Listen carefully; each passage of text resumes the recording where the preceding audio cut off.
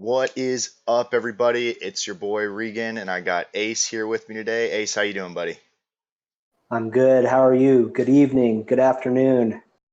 Good afternoon for Van, because Lord knows he's about 3 or 4 hours behind us all. So, yeah, man, I'm thrilled to see this Green Bay Packers Chicago Bears game. It is going to be absolutely wild. If it's like anything else we've seen today, it should be a thriller.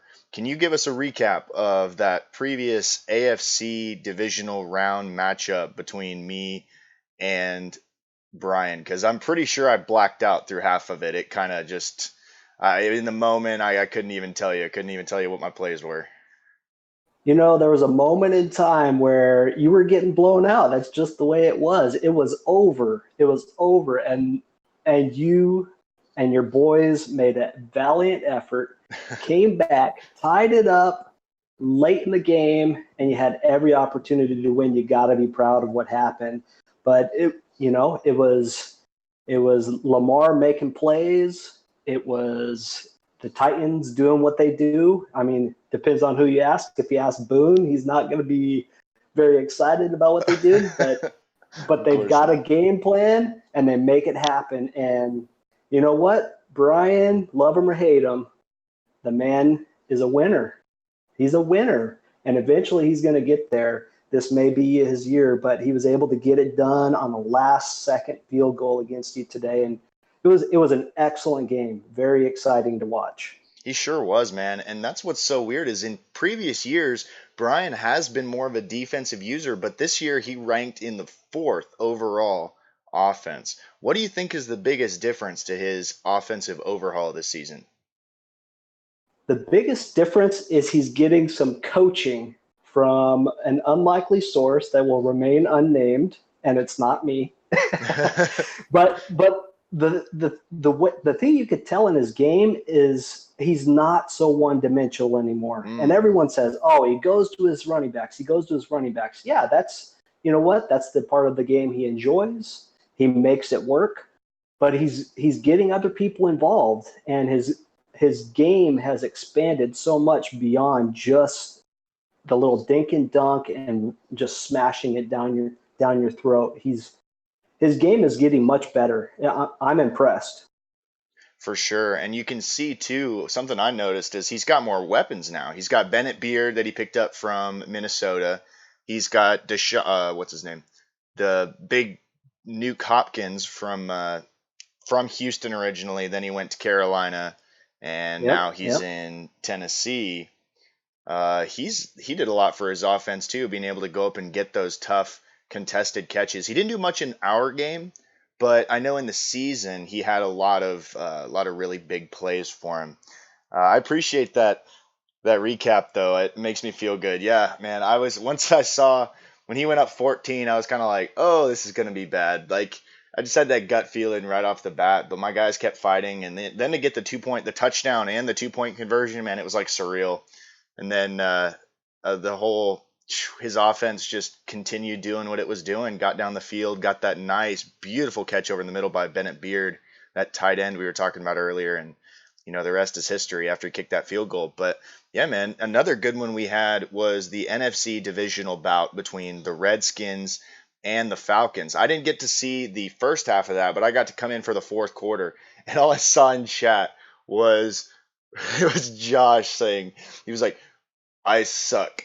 And I was like, all right, how bad can it be? And he's like, I was up 24-3 1 quarter ago. And I was like, oh wow. I was like, yep, all right. Well, I mean, you are the Falcons, so it's kind of par for the course there. But big game, man. Huge roaring comeback from Jack and the Redskins. They just capitalize on mistakes so well.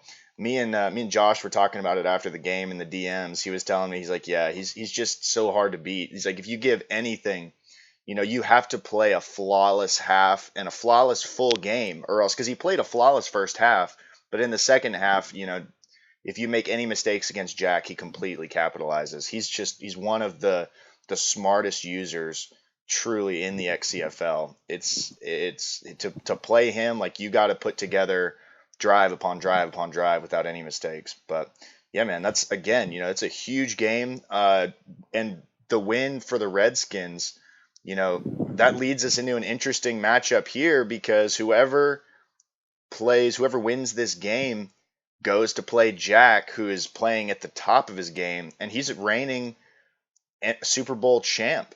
Who do you think has the best chance to pull off this game today? If we're looking at the game that we're about to broadcast, Mm-hmm. well, if you look at the numbers, it's really interesting. So I went back, looked at these two teams know each other well. I mean, they've only been playing against each other this is the 5th season, but they've already played 12 games against each other. I mean, these guys are playing almost 3 games a season against each other, twice in the regular season, and they've played, this will be their 3rd postseason game against each other. Right now, Tosh has a 5-game winning streak going, and he's Wow. looking to make it 6 today. But he's won their last 5 matches. Overall, he's 8-4. He's 8-4 against Nick, 7-3 in the regular season. So the numbers are in Tosh's favor, which is a little interesting. Who do I think is going to win? I don't know.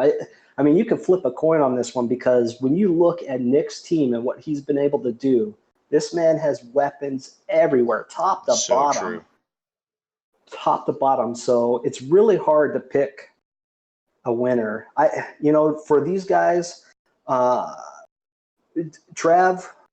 he's 2-0 on the season, so he won both regular season games. It's really hard to win 3 games against the same opponent in one season.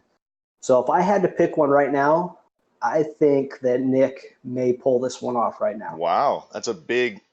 So he breaks the streak, breaks the 5 in a row, huh? Doesn't let it get to 6. I think he's hungry. I think he has that 5-win streak in his head, and he's got to break it because he's a proud man. And after 5 games of losing to Tosh, I know nobody in this league wants to call Nick an underdog, but can it be said that Nick might actually be the underdog in this, coming with the internet issues and Lord knows what else? What do you think, Ace? Do you think he could actually be the underdog in this matchup? Well, he has to be. You have to label him the underdog here. He hasn't won in this matchup in multiple seasons. Like you said, he's got the internet issue. Issues, plural. He's not the division winner, and he's going against the guy that has owned the division. Now, on the other hand, Tosh has not done well in the playoffs. I mean, you could almost say he's the Peyton Manning of the playoffs right now. Peyton had the hardest time in the playoffs for so long, but once he crossed that bridge, look out. So I don't know. It's going to be a great game.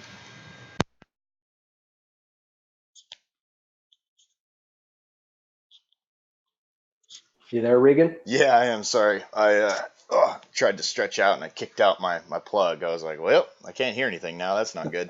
But yeah, no, man, that's a really good comparison. The Peyton Manning of the playoffs. He is. And that's what's so funny is both of these guys, like Nick is the playoff warrior and you've got the regular season warrior, but Tosh has beat him 5 out of the last 6 times. Like that is crazy. It's just the perfect matchup, and I agree. Nick is the underdog in this game. He just can't seem to out scheme Tosh. Tosh seems to be ready for everything, and that's crazy considering his roster. Have you had a chance to look over Tosh's secondary? It's like he doesn't really have the corner speed. He's got one kind of quick corner, but I mean, what's his name? Rawls has a +6 speed advantage on even his fastest corner. That's true, but this is where when you look at the keys of the game, you got Nick, who just has a built roster. He calls himself the king of team building, self-proclaimed king of team building. This is the arrogance and confidence that Nick brings to his team. But you know what? He backs it up. Does he have one of the best teams in the league? I don't know that anybody would argue with that unless you're some crazy guy like Josh. But And he's his British, so team. that he's automatically crazy. That's right. That's right. But the team is built. He's got all of the players, and he executes with those players. Now, what Tosh has going for him is I don't know that there's anybody, maybe Jack, that comes more prepared with the football IQ like Tosh has. Hmm. He comes to a game prepared. He has a game plan. He knows exactly where your strengths and your weaknesses are, and he's going to try to take advantage. That is so true. He probes every inch. If you're not prepared in any way, he will get you. He's one that exactly like you said, just like Jack, he capitalizes on weakness so well.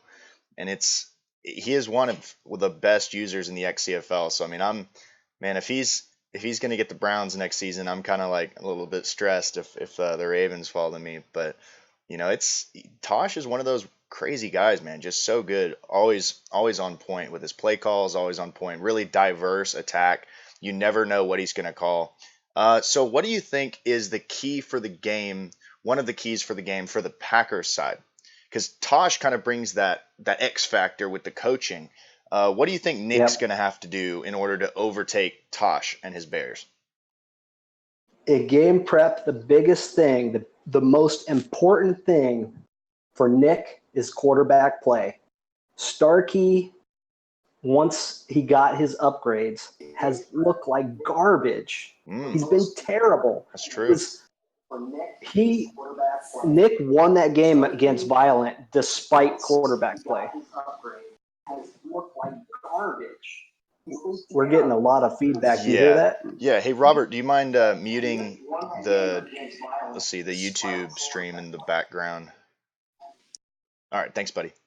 Yeah, Robert's here with us. He'll give us a little bit of commentary in a second, but continue what you were saying, Ace. So the key for Nick is going to be Starkey's play.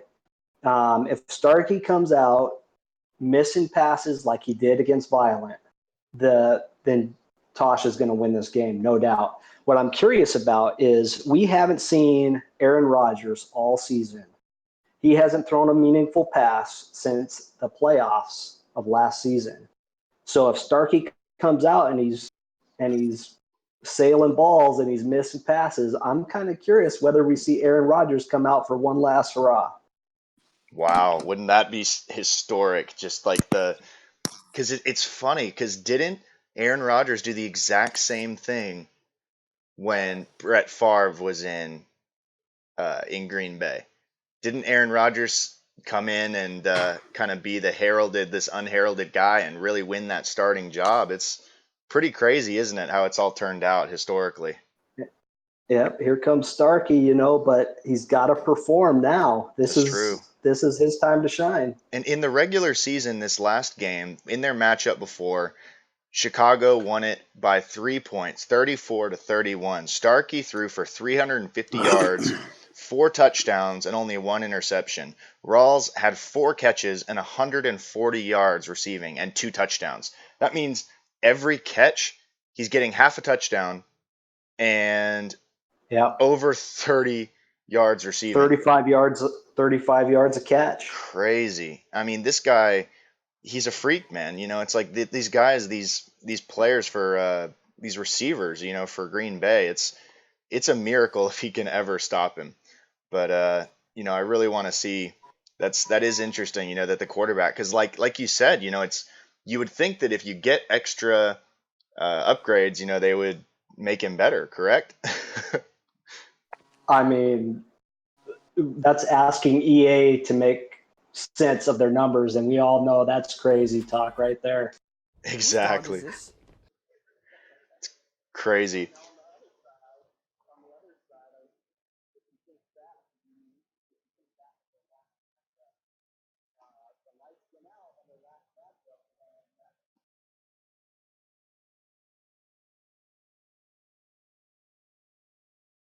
Even though he had multiple. We did go through it. We had an ad real quick, so but we are back now. What were you saying? You got to go probably just go back to the beginning of what you said. Sorry about that. Sure. We're shifting gears here to the keys to the game for the Bears. Okay, cool. And what I was looking at as far as keys to the game here was Chicago started that last game. Now, before the lights went on that game, They were up 15-0, but that was after, I can't remember if it was 4 or maybe 5 drives. It was only 15-0. So he was scoring field goals, not getting touchdowns. You can't do that against Nick and plan to win. You have to score touchdowns. So if Tosh is driving the field and he's only getting 3 per shot, he's not going to win that game. He has to get in the end zone to have a shot here in the playoffs. Appreciate that spot on commentary, Ace. You're like the ace in the hole. We'll call you that. Robert, good to have you here in chat, buddy. Can we? He's our sideline reporter today on the Green Bay sideline. Pretty soon we'll have some commentary from our Chicago sideline reporter, Mr. Brian, because Brian was not allowed to go on to the Green Bay sideline. He was only allowed to go onto the Chicago side because Nick isn't the most. He isn't the closest with Brian. We'll say that. They don't allow neck braces on that side of the field. Exactly. Yeah. He doesn't see. It's a choking thing. He doesn't like having the symbolism on the sideline. But Robert, give us the spiel, man. What's going on that Green Bay sideline? How's Starkey looking in warmups? He looks very confident. I mean, he's obviously he's a young man that was an Eagle Scout coming up through the ranks, had a prestigious college career and off to a hot start as a rookie, but he looks very poised and confident out here. So I expect a big game by him. That's awesome, man. Is he looking good with his receivers? What are the injuries looking like? Because I know that both of those guys, they're finely tuned machines. Those receivers, they touch the ball a lot. It's cold out there in Chicago tonight. What's the story looking like? How's the bill of health for them? The only storyline that I can see that's coming out of the receiving corps right now is I did notice Isaac Rose when he came by here earlier was wearing a Cincinnati Bengal rubber bracelet. I don't know what's going on with that. Oh wow! I was really kind of shocked when I seen that because I took a double take. But with the exception of that, I mean, they looked very poised, game ready, focused. Should be pretty exciting. Good to hear, man. Good to hear. Fake news. Yep, it's all fake news. Believe me. Don't believe any of it. Yeah, that is great, man. I cannot wait to see this game. It will have a slight weather delay before kicking off. Might take a little bit of a time because we know how the wives are sometimes. It's a wife delay. It's going to be on the Packers side because that's just how life goes sometimes. But we got plenty to talk about, man. We got lots and lots going on in the league right now. Robert, since I got you on here, who is your pick in the second game today between Pride and the Chargers? Well, I mean, obviously I've got to go with Pride. I mean, he's kind of a Buffalo fan. Me and him got a connection there, but he's played well. I mean, he's taken a team that, a lot of people kind of looked at and thought there's no way he can do nothing with it. And he could really play the role of underdog here. I mean, take nothing away. The Chargers are legit. Played them both this season. Played them both as hard as I could, and the Chargers are loaded. They've got ends that are, they come from both directions. I mean, Pino and Bosa, they can't get enough of the quarterback. But Ace might know something about that. Ace, what do you think about that D line over there in Los Angeles? Oh man, it is nasty. I mean, max protect. What are you going to max protect? You could only cover one of those guys, and they're both, like you said, they're coming at you full speed. It's crazy. That pass rush is nasty. And you know what's great is he doesn't even use either one of them. Like they're just so good. He just lets them do their thing. He uses the defensive tackle. It's wild. It's I agree though, Robert. I'm gonna go with Pride on this one. Pride is my upset pick. I love the way Pride plays. He plays just clean, Nothing fancy. He just gets the job done. And if you look at that roster, he is making something out of nothing there in Miami. Like, no fast corners, really only one semi-fast receiver in Lane, I think it is. And I think he only had he's got like 93 speed or something. So, I mean, he's not even all that fast. But Pride's one of those guys that really plays above his team overall. Like you might walk into the lobby and see 76 or 77 or whatever, and you're just like, all right, whatever. But man, he stunned me in Baltimore in Week 16 of last season, and I mean, I've had nothing but respect for him since. He's a hell of a user, hell of a player. I'm really looking forward to seeing how he plays Van. Yeah, it should be a lot of fun. That'll be a good one. Definitely. Thank you so much, Robert. We will get back to you whenever we get in the game, and we can make sure to get some awesome, awesome little insider info from you down there on the Green Bay sideline. Appreciate you, buddy. All right, I'll do my best. Good deal. And Ace, man, is this not wild? I cannot wait to see this Chicago team come out. Let's continue on the topic of the Chicago keys to the game. We have let's see. So we got on Green Bay side, we have the quarterback, making sure the quarterback can be, that quarterback play. He's got to be maintain that high level that we saw in the regular season. I mean, he got 4 or 5 upgrade chips and just doesn't look the same. How do you think Chicago can capitalize on that? It depends on, they got 2 options. Obviously, that passing attack is out of this world. There's no passing attack like the one the Packers have in the league. To have Rawls and Brooks, we heard all of the tears falling when that trade was approved for him to get Rawls in addition to Brooks. But you have 2 options. Are you going to put 8 guys out into coverage and try to cover these guys? Because they still seem to get behind you for whatever reason. They're going deep. They still seem to get behind you. Ask Pinnell. He knows. Oh, yeah, he sure does. He knows. And he's an excellent DB, but they still get back there. So are you going to put a bunch of guys in coverage, or are you going to try to get after that quarterback and pressure the young man? I don't know. We'll see what happens, but you got to pick and choose. Maybe they're going to mix it up. You have whatever route you go on defense, you better be successful. You better get to the quarterback if that's what you're doing. Otherwise, you got these DBs out there trying to cover these guys, and you could only do that for 1 or 2 seconds. Because if you give them more than that, they're going to get open. That's a guarantee. And then you're just trying to keep them out of the end zone. For sure. That pass rusher, and that's what's interesting about Tosh. He really only has one major pass rusher, and he used to be an outside linebacker for him, and he switched him over to defensive end because he heard that gives you more XP, or it's a lower threshold in order to get that upgrade chip. And it's Alan Egnew. He's had him since, I believe, the first season. He's had him for 5 years in the league, so it might have been the second season that he got him. But he's got star dev. He's out of Michigan State. He was drafted in the 6th pick in the first round 5 years ago. And he did play, like I said, he runs a 3-4. So, he used to have him at that 3-4 outside linebacker, but he switched him into D end. In your experience, I know that the Broncos are a 3-4 defensive team in real life, but whenever you got him in Madden, did you switch them over to 4-3? Did you find more success with that, or did you go with the 3-4? Well, I'm not sure after my season that anyone wants to model their game after mine, but I am most proud of my defense. For sure.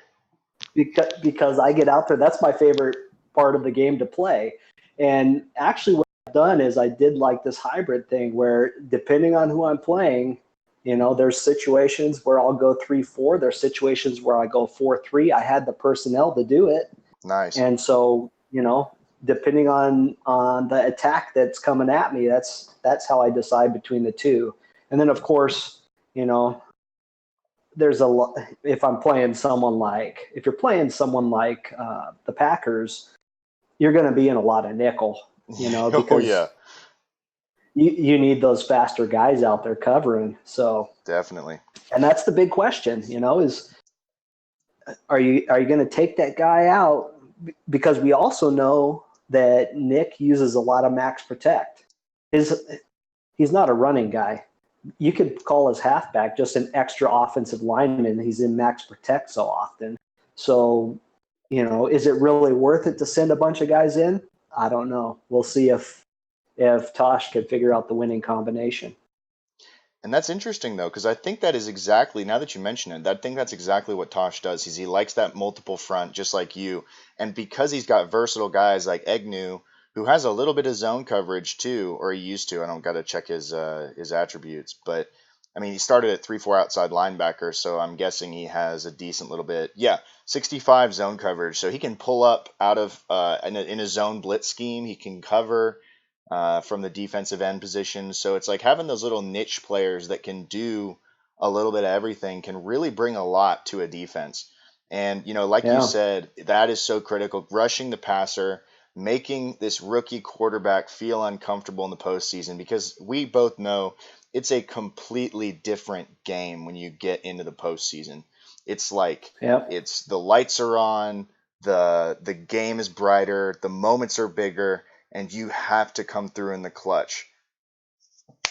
Let me cut in here, Regan. They're taking the field right now, and it looks like we got snow at Soldier Field. Oh wow. Well, that'll make a big difference, man. That's going to make a huge difference in the kind of game we might see. Because what if some of those faster receivers start slipping? Who knows? It's it I it will have an effect, that's for sure. And Green Bay will kick off, and it goes out of the back of the end zone for a touchback. Mr. Ace, we're about to see a hell of a game. I'm so glad to have you with me, and everybody who's viewing right now, let's get to it. Here we go, XCFL. Who's going to win it? Why don't we see what everyone could do in chat? Tell us who you think's going to win today. Let's hear it. All right, here comes the Bears out in the I form. Strong left. Takes the snap. Dropping back about 5. Throws the out route to Goss. Gets the first and 13 yards on the play. Talk about an unlikely weapon here. Javon Goss taken 4th round. Not that much speed, but he sure is making a difference. That he is. That he is. And a 4th round pick, man, what a heck of a player. He's up above 85. I mean, already. I think he's close to 90, if not at 90. I mean, for a rookie guy, I mean, that's about as good as you can ask for in the 4th round. He's a big time player. Big body, gets up, pulls those passes in. Had a 26 guys saying, "I just got gossed." Oh, and just like on that last play, he can block too. And we know Tosh likes to run. Here he comes out of the shotgun and hands off to number 35 going up the middle. Gets about 3 or 4 yards on the play. Mr. Stone. Darian Stone is an interesting one. He's been on 1-year deals season after season, and no one would pick him up, and then the Bears would re-sign him. And he's making a huge impact for the Bears behind Cohen and Scarborough. Love stories like that. Guy finds a niche. And do you think he's going to get, hopefully he gets more than that 1-year deal this time. And and he's dropping back out of the gun, looking like spread formation, hitting the crosser deep. And he fumbles on the play. Picked up by the Packers defense. Ja'Cory Medlin on the play. Medlin with a huge hit. Medlin has been one of Nick's favorite players ever since he got drafted. Interesting story there. He's the player that got picked when Adams went to Denver. Crazy play start right off the bat. My goodness. And that brings Starkey out on the field. We'll see how they do. They run the football. First down. Gets about 12, 13 yards on the play. Caesar Harrington. Another former Bronco. Packers were looking for a running back, and Harrington was sitting there, and I said, hey, you might want to pick him up. He had some promise, but he's done well as a substitute there for the Packers. A lot of value found on both sides of this team. That's another thing with team building. When they can find guys in those later rounds or on practice squads, it makes such a big difference. Harrington again. Going up the middle, gets only about 3 or 4 yards on the play. Brings up 2nd and 8. It kind of makes you wonder what kind of game is being played here. Was Nick listening to our pregame broadcast and he's trying to stay away from Starkey, or is he taking this new route here, this running route, because of the snow on the field? Be kind of interesting to get his take after the game. Starkey fakes the snap, dropping back to pass for the first time all game. And he's hit and dropped. Reuben Foster with a big sack brings up 3rd and 15 on the play. There's a little of that pressure that we said was so important. You can't let those guys get open downfield, and Foster smashes Starkey. That's a hard hit for a rookie to take in the first quarter of a game. It's good to see him get up on that play. Reuben Foster can really lay the wood. And Starkey jumping back on the horse that bucked him off. Stepping up in the pocket. Fires deep into double coverage and almost picked off. Looked like it was overthrown over the arms of Cruikshank. That's a bad pass right there. That's, he hits that pass. Aaron Rodgers hits that pass last season. But that's the first missed pass by Starkey.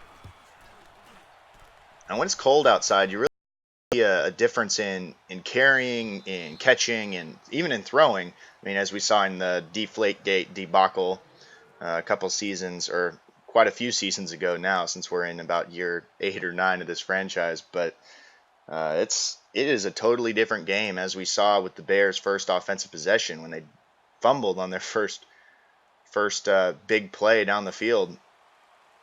Remember, Starkey's out of LSU too. He's a Louisiana boy, so he don't know about that cold. Who is number 10 for the Bears? Is that Lambert or is that another guy? Number 10 for the Bears. I will check for you. I don't remember off the top of my head. He was the guy who had that big play down the field and actually fumbled. Okay, Lambert is number 12, so we know it's not Lambert. Because I know Lambert's been hurt for the majority of the season. It's Allen Robinson. Oh, wow, the veteran with a big drop of the football there for the start of the game. You can't have that from your veteran guys. And dropping back again. Looking deep into double coverage for the tight end. And it's dropped. Brings up 3rd and 19. Karsten's, the tight end for the Bears, has been an unsung hero. He usually brings those down. He's had steady hands. He's a favorite target for Wentz, but he couldn't pull that one in. And he is a great tight end. Honestly, superstar, 6'6", 22 years old, 92 overall.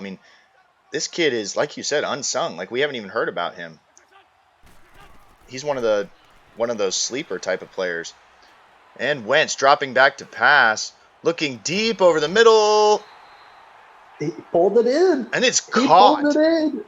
Unbelievable catch. What a play by Lambert in the deep third of the field. And Lambert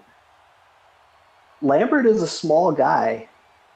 So for him to go over the middle inside of those big DBs back there fighting against Derwin James, that's a huge catch. That was Derwin James. My goodness, what a catch.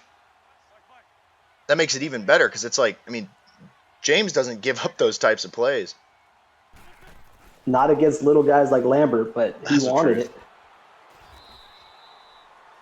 Stone with a good little run on first down, 8 yards.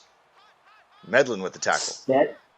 Steady hands. Medlin trying to get in there and rip that ball out of there, but Stone's not giving it up. Going for his second forced fumble of the day.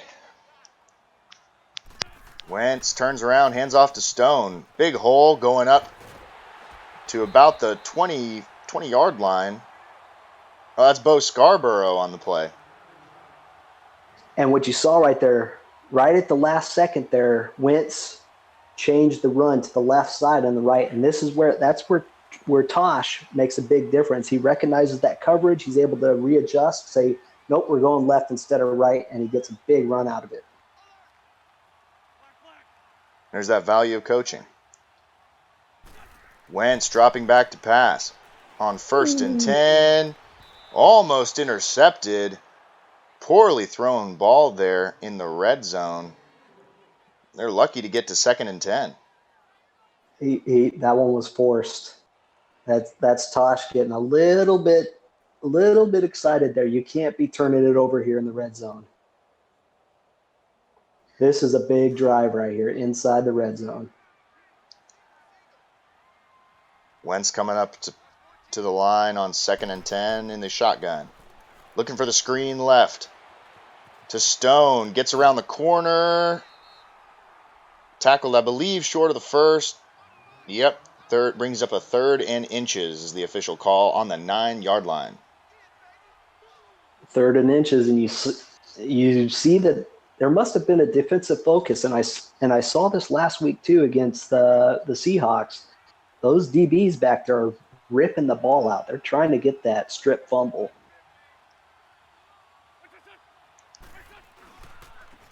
Scarborough taking the handoff. Trying to go right and shut down by Kwiatkowski, the former Bear, against his home team, or against his former team, in his former home city. Big time stop right there.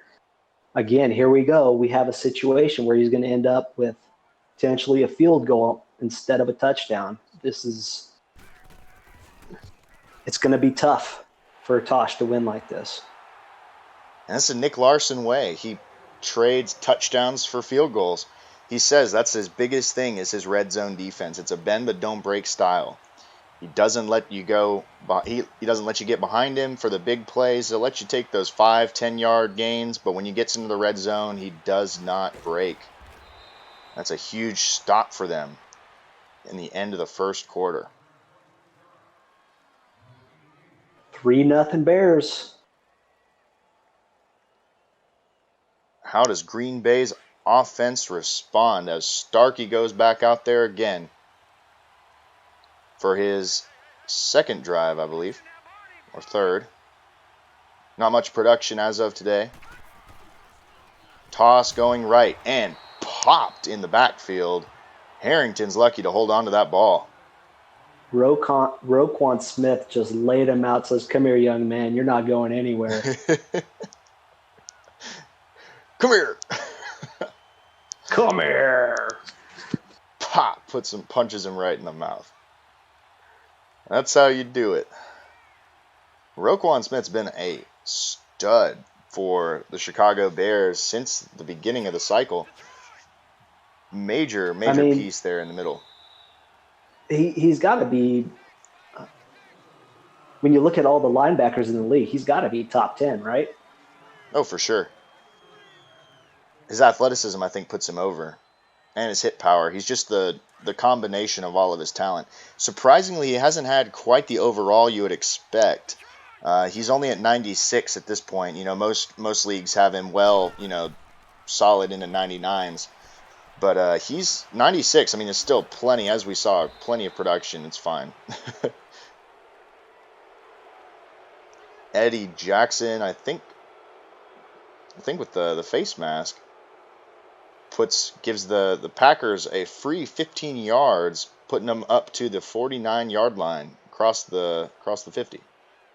That's a huge penalty. Rawls was trying to get that spin move on, and Eddie Jackson just had his hands in the wrong spot and gets popped for 15 yards. You can't be giving up yardage like that to this Packers team. It's so hard not to when you got a team like this. And a bizarre play. It looked like Barry Brooks just completely forgot what he was doing. Didn't even try to catch the ball. Starkey just chucked it off of his face mask. He didn't even get his hands up. Whew. little bit of a lack of chemistry there, wouldn't you say? I'd say so. I don't know. I don't know. It's like he didn't know the ball was coming.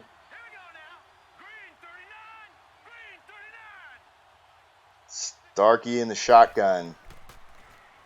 Looking to pass. Stepping up in the pocket. Hits the little short crosser. Breaks a tackle.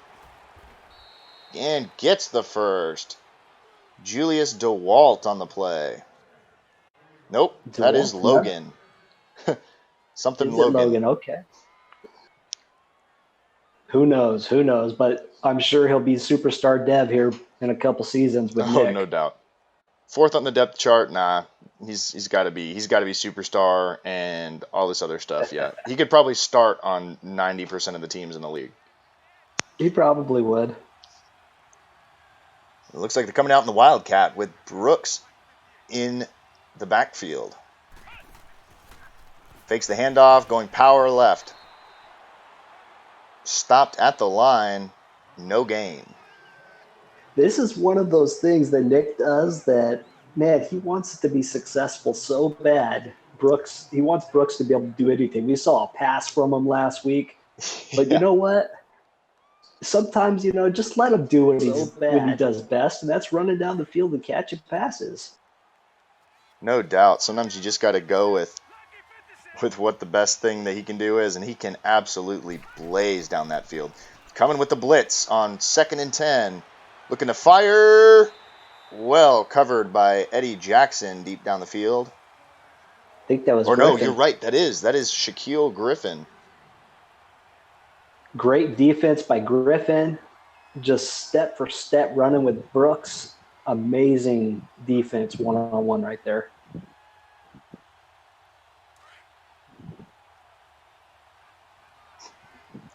Aries with the comment in chat saying Lambert is a stud, Wentz is trash.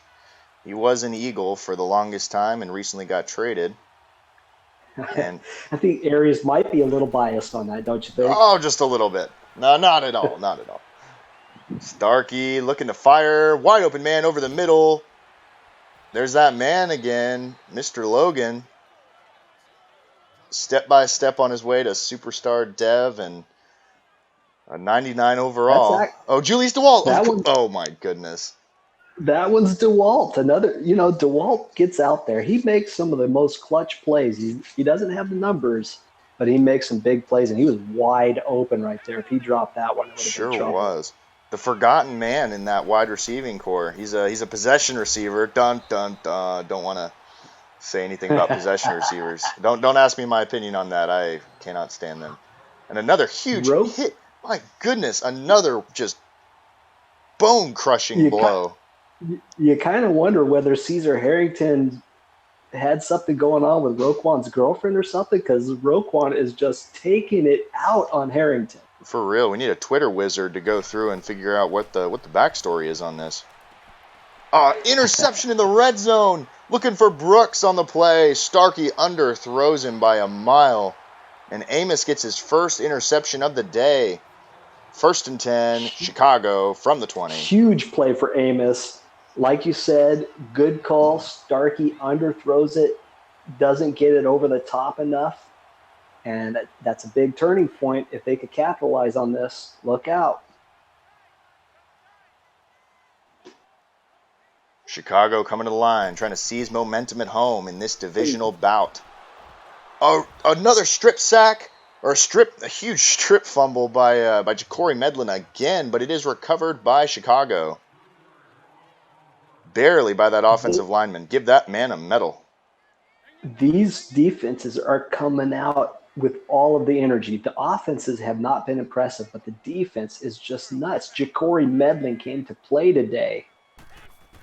That's how these snow days go. There's just nothing. It's so hard to play offense in this freezing cold weather. But there is a beautiful throw and a beautiful catch. There's Hanson Lambert with his first catch of the day. Or second catch of the day, excuse me. Lambert gets body slammed on the sideline, but you know what? He made the catch. Refs didn't call it, so if a tree falls in the forest, does it make a sound? No, not if the ref didn't hear it. They're letting these two heavyweights play. Neither one of these guys won a flag right there.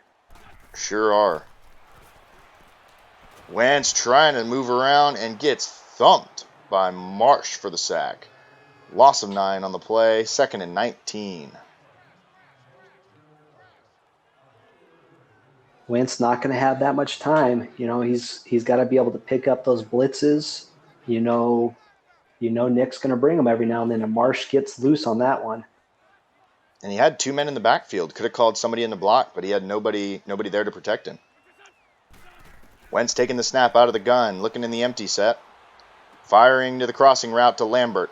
Lambert cuts upfield, gets out of bounds around the 45-yard line, brings up 3rd and 2. Nice play to recover there.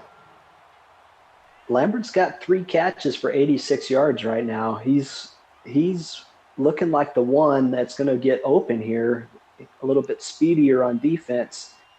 Goss has been a favorite, but not getting open at the moment. Wentz is looking at Lambert.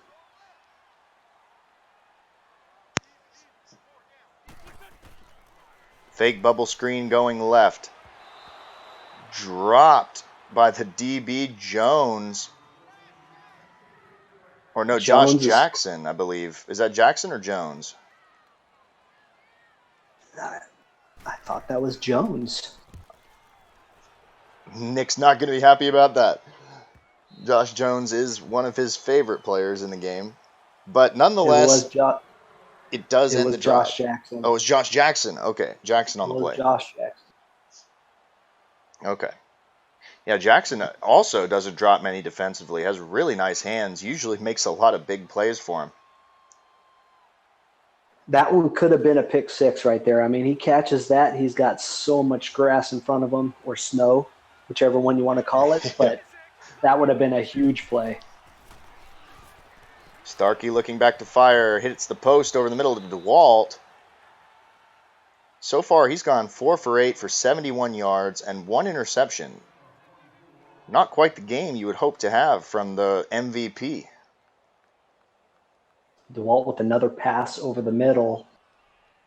He's finding the soft spots right there. So 4 verticals, found that soft spot in that cover 3 zone. It was a good pass by Starkey right there. And DeWalt's probably going to have to be the one to make these plays, with Rawls and Brooks probably going to be shadowed in double coverage the whole game. It's going to leave spots open for guys like DeWalt. And here's that man, a pick on the play. But this one might have come back anyway for holding. But we'll see what the call is. I think it's going to be holding. It is holding on the offense. I mean, you got to decline that, right? Absolutely. Have to decline the penalty. Because if you accept it, it gives the ball back to the offense. There you go. It's always one of those ones here where we're in this situation like, I don't have I need to make sure I got all the information to make this call. Exactly. Right. You're calling up to the booth like, hey, all right, what do I need to do here? What are my options again? Yeah.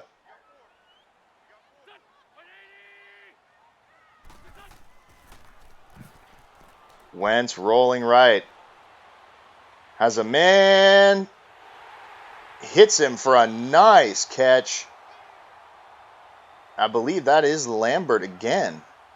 That is Lambert again. Packers didn't have to put a body in that guy. He is finding, again, we have someone finding the soft spots in this zone. Lambert is the one doing that for the Bears today. And they are pushing into that, close to that red zone again. If the Bears score here and go up 10, Starkey's thrown 2 INTs so far.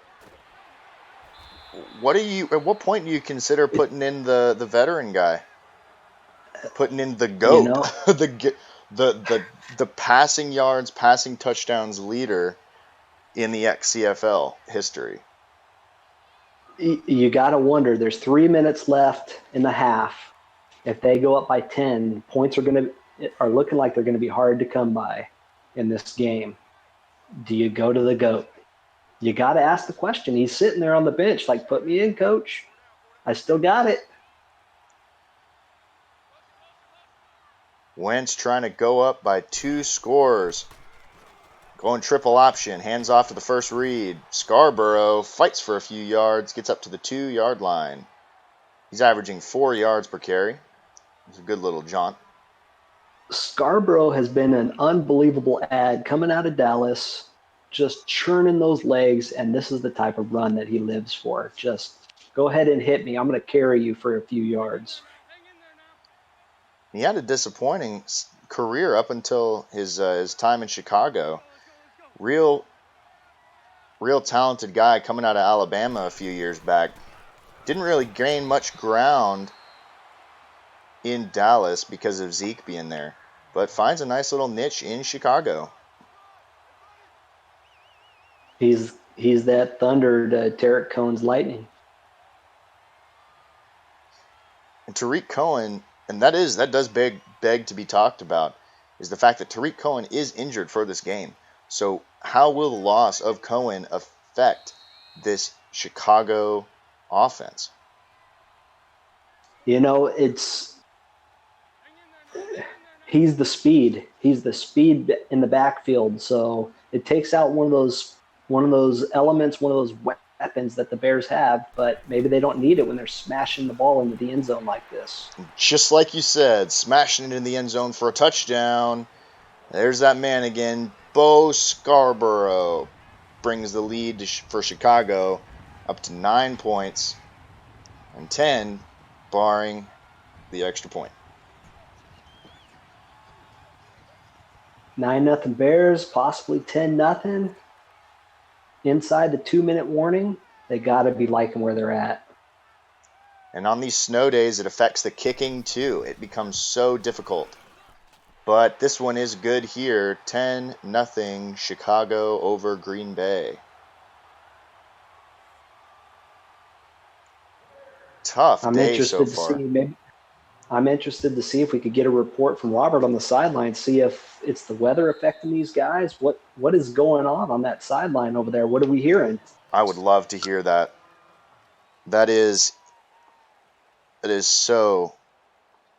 That would be great to hear, honestly. And we have our sideline reporter in chat. Robert, tell us what's going on right now, man.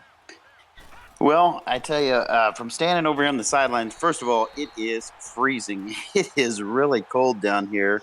I know Malcolm's an LSU, and we're not making any excuses because of the cold weather, but I will tell you that first sack that Foster had did a number on him. He came to the sidelines at the end of that first drive.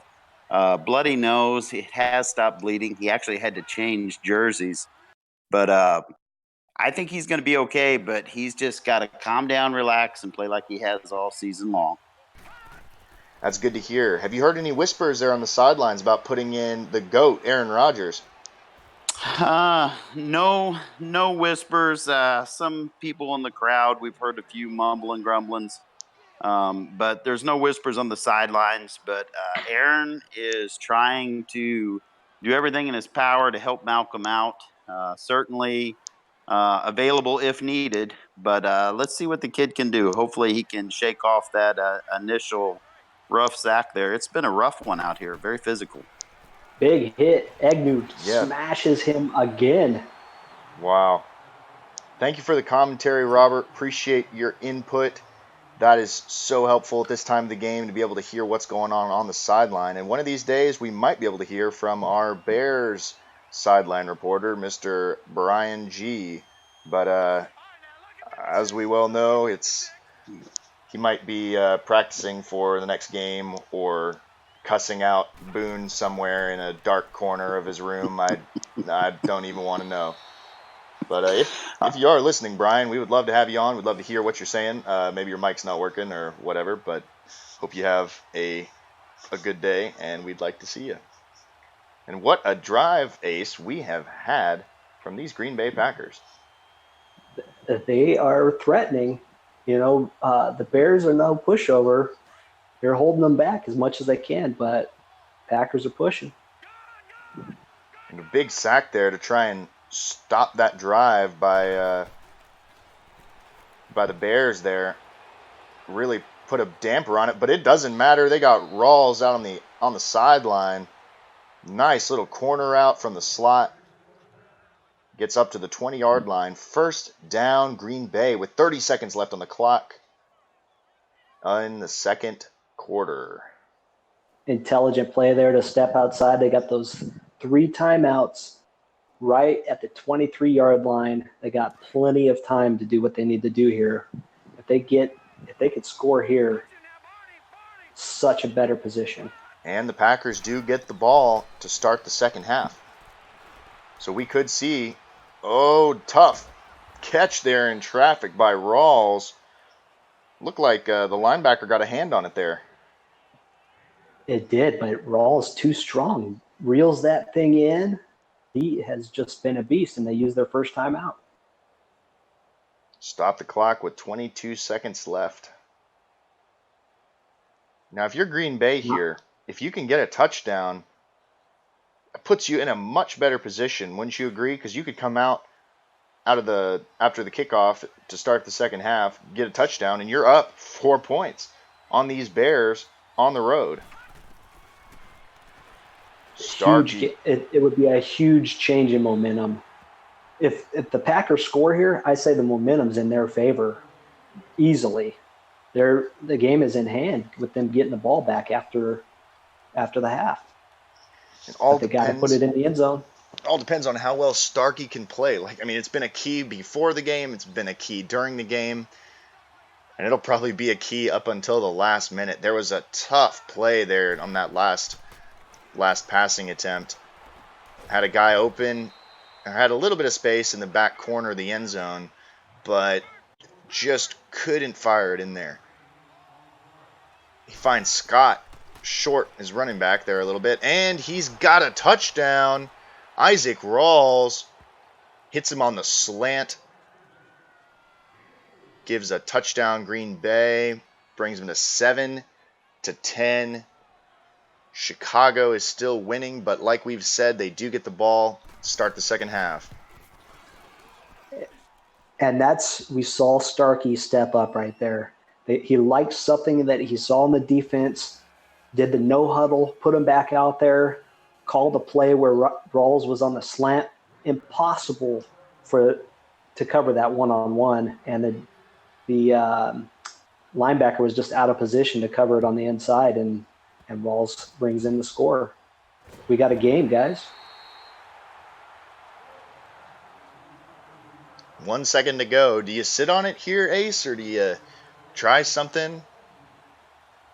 I mean, me personally, I would probably just kneel it out and, want something crazy happening.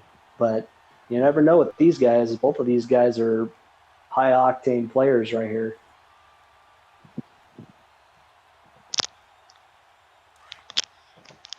And he does have the ball pretty high up on pretty great field position on the 46-yard line for 1st and 10.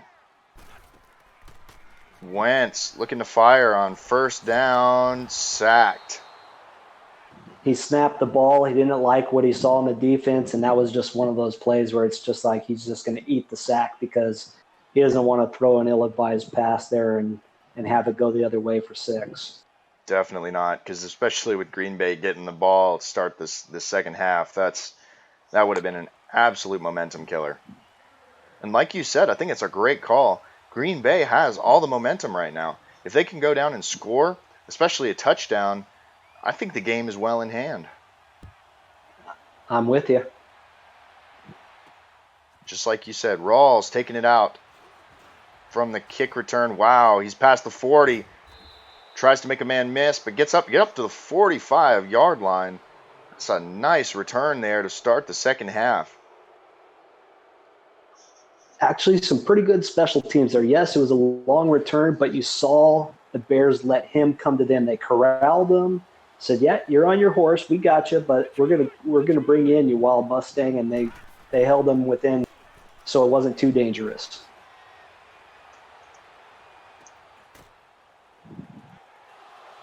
And a touchdown, one play.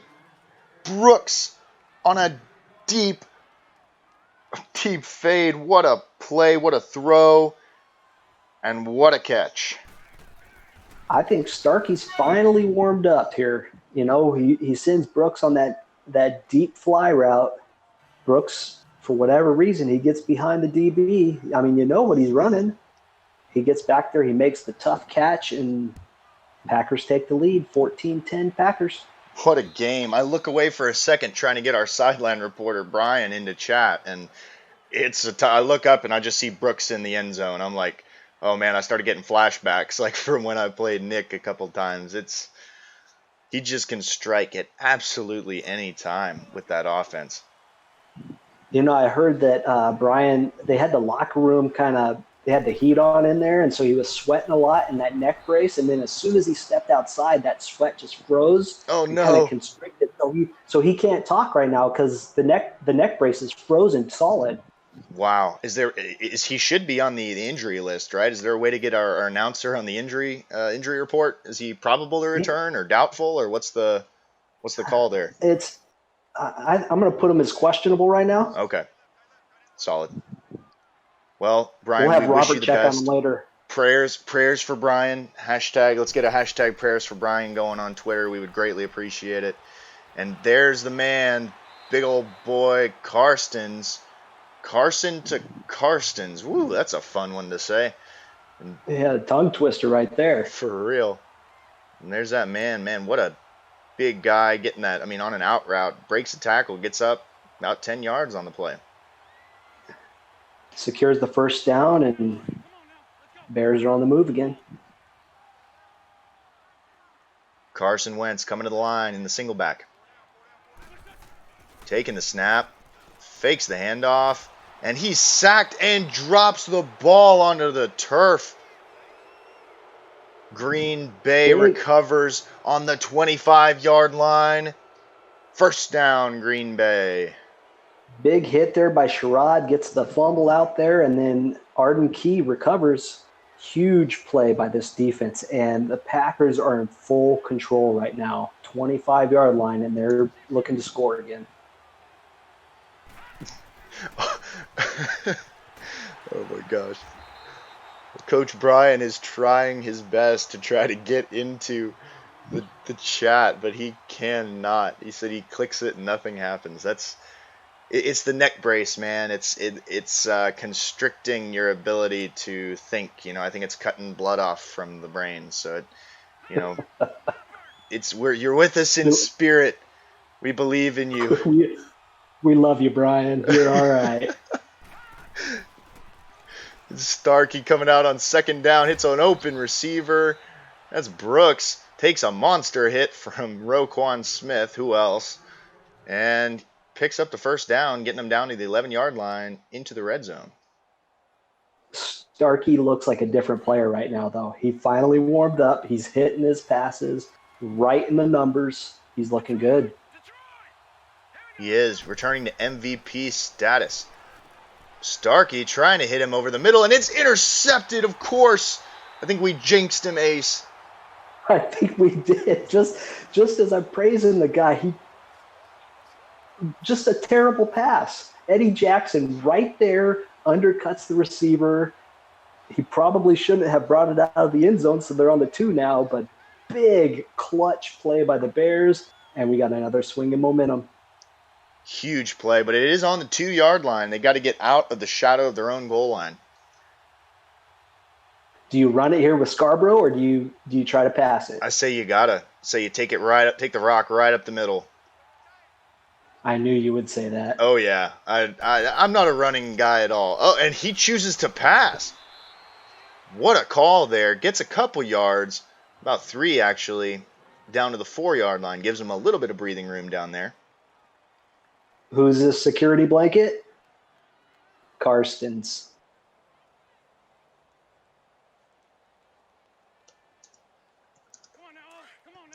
He is one of the best security blankets in the league. And we do have a report from the sideline.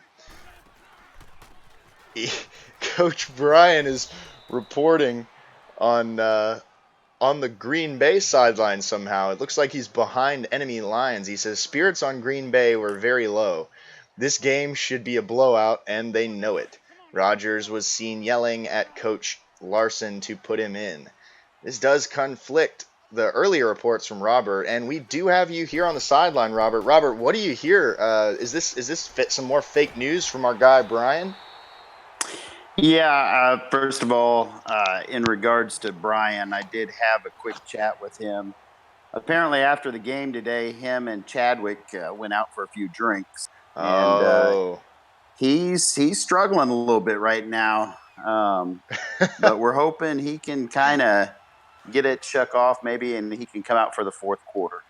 that sounds about right. I mean, that is when he shines the most. Most of his games are, in fact, decided in the fourth quarter, as we've seen today, which I don't know if I'll recover soon, but that was a tough one. Yep, I tell you, over here on the sidelines, it's good to see Malcolm get things going. A lot of confidence. Aaron being very supportive, certainly being a mentor to Malcolm, and he seems pretty relaxed. But I heard you guys kind of talking about the tight end for the Bears earlier, and Yeah, Karstens. that's old Max Ecker's roommate from Stanford. Oh, wow. That's sitting there. Him and Riley Leak, two stud tight ends, came out of that draft Wow. that year. Well, Medley with another big tackle. Yeah, that is awesome. That's a cool backstory there. That is true. I forgot that they did both come out of Stanford. So Yep. those two, I mean, I'm at two elite, I mean, extremely elite tight ends, two of the best in the league. Both are superstar now. One is 6'8", the other 6'6". I mean, they are the face of the tight end position here in the XCFL. And if anyone can know about tight ends, it's you, Robert. Thank you so much for your input, and appreciate you updating us on old Bry, Big Bry. All right. Prayers for Brian. Prayers, See you guys hashtag later. prayers for Brian, for sure, man. Have a good one. Alrighty, Goss, alrighty. Gosh sheds off a would-be tackler, and the Bears are on the move here. We got to watch this. They want control back. They are fighting for every inch and every yard. Scarborough tries to get something there. Stopped about right at the line. Brings up 2nd and 9.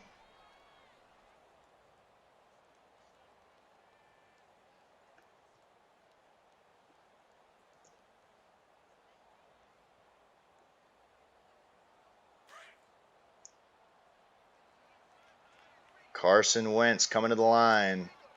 Stone beside him in the backfield.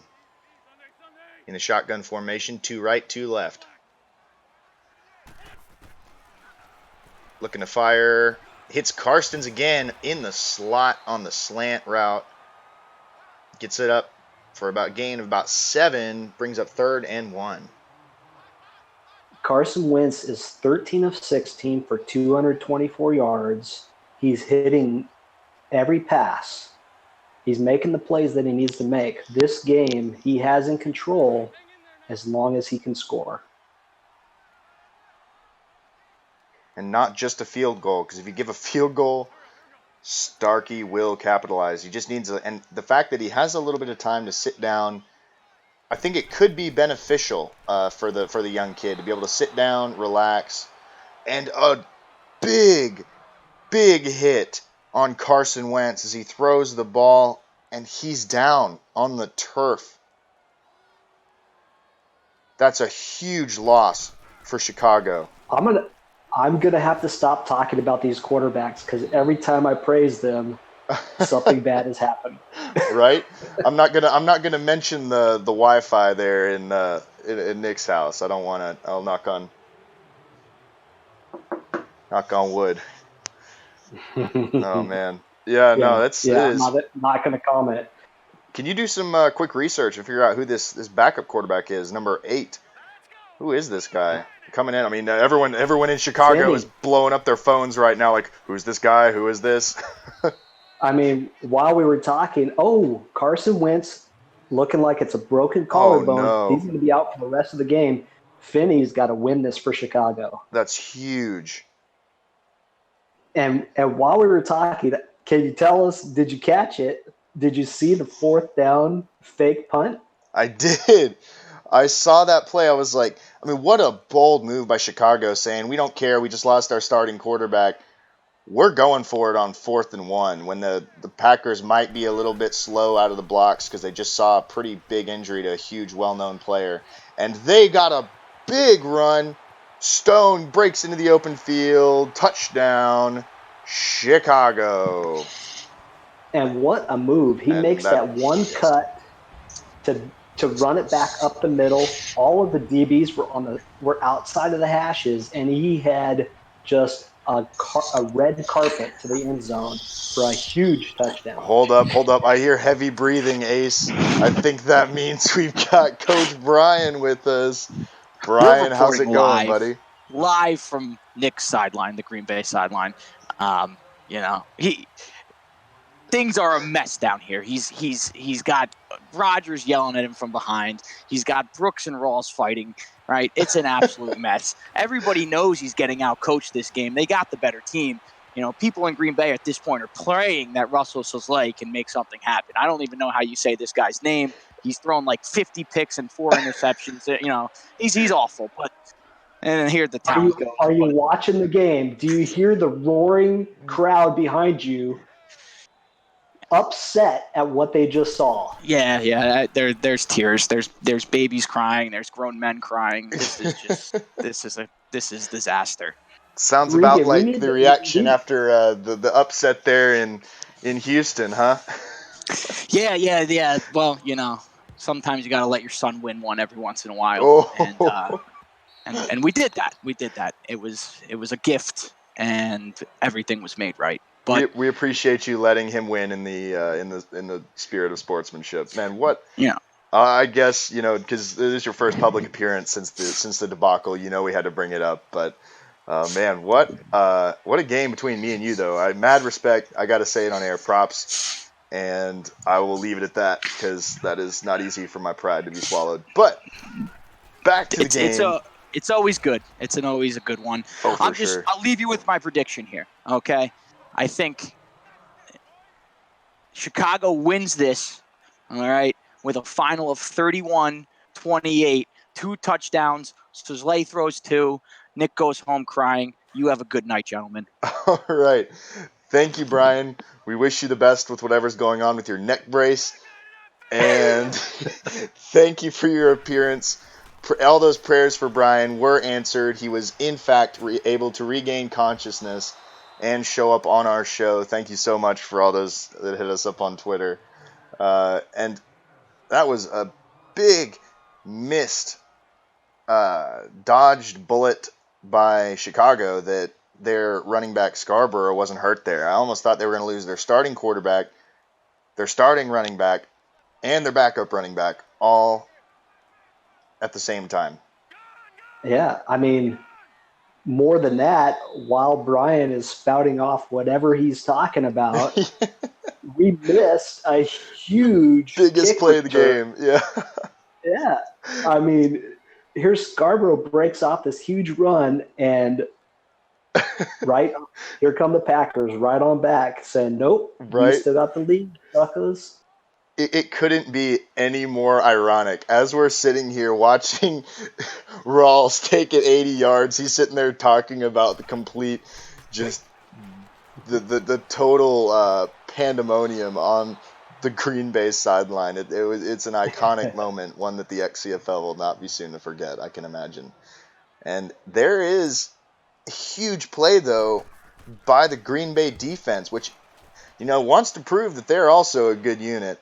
They force Chicago to punt on 3rd and 3, giving their offense the ball yet again with a lead of 4 points. If they can go down and score here, are the nails in the coffin, Ace? The Bears are in a bit of trouble because they got Sleazy coming in at quarterback now, and I'll tell you a bit more once they come back out on offense. But he's either hot or cold. So, yeah, if they score here, if they score a touchdown here, the Bears are in big trouble. 7.5 minutes to go. Something really that we just saw in this last play, the Bears are in trouble because you have to always keep account of Rawls and Brooks. So you come out in a lot of nickel a lot of sub packages, and that opens up those running lanes like we just saw on that last play.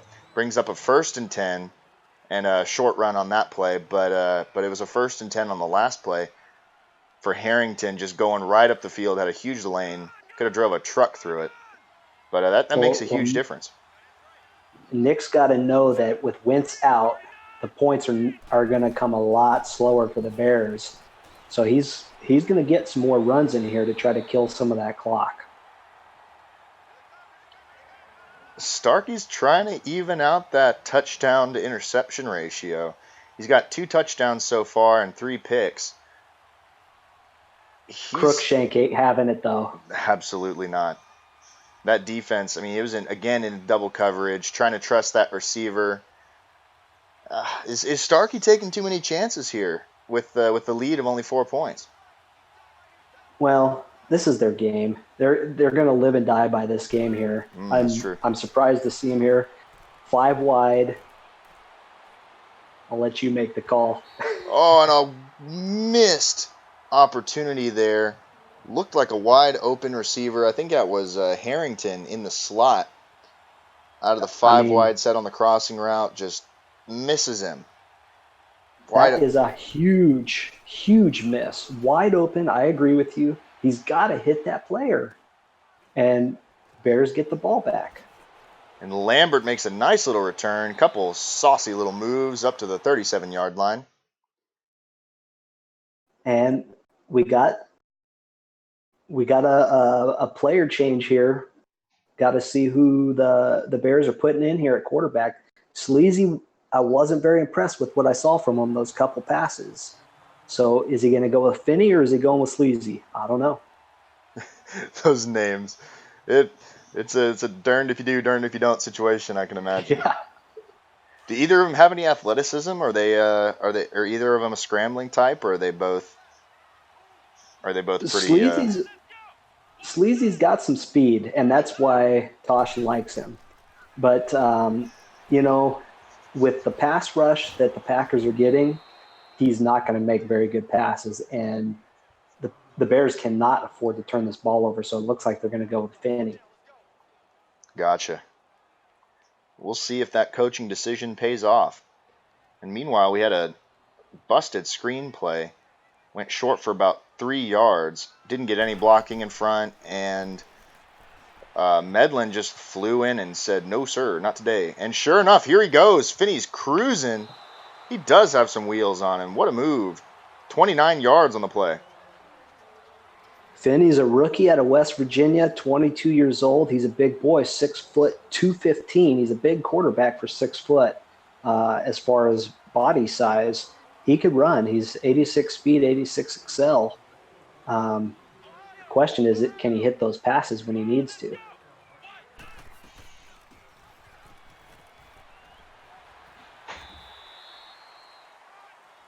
Looks like another face mask play by Josh Jackson. Another missed opportunity there by him. Josh Jackson not doing his team any favors. He missed what was probably a pick 6 earlier, and now he's given up 15 yards, putting the Bears in the red zone, and not be giving up yards like that at this point in the game. Huge hit again by Medlin, forces the ball out.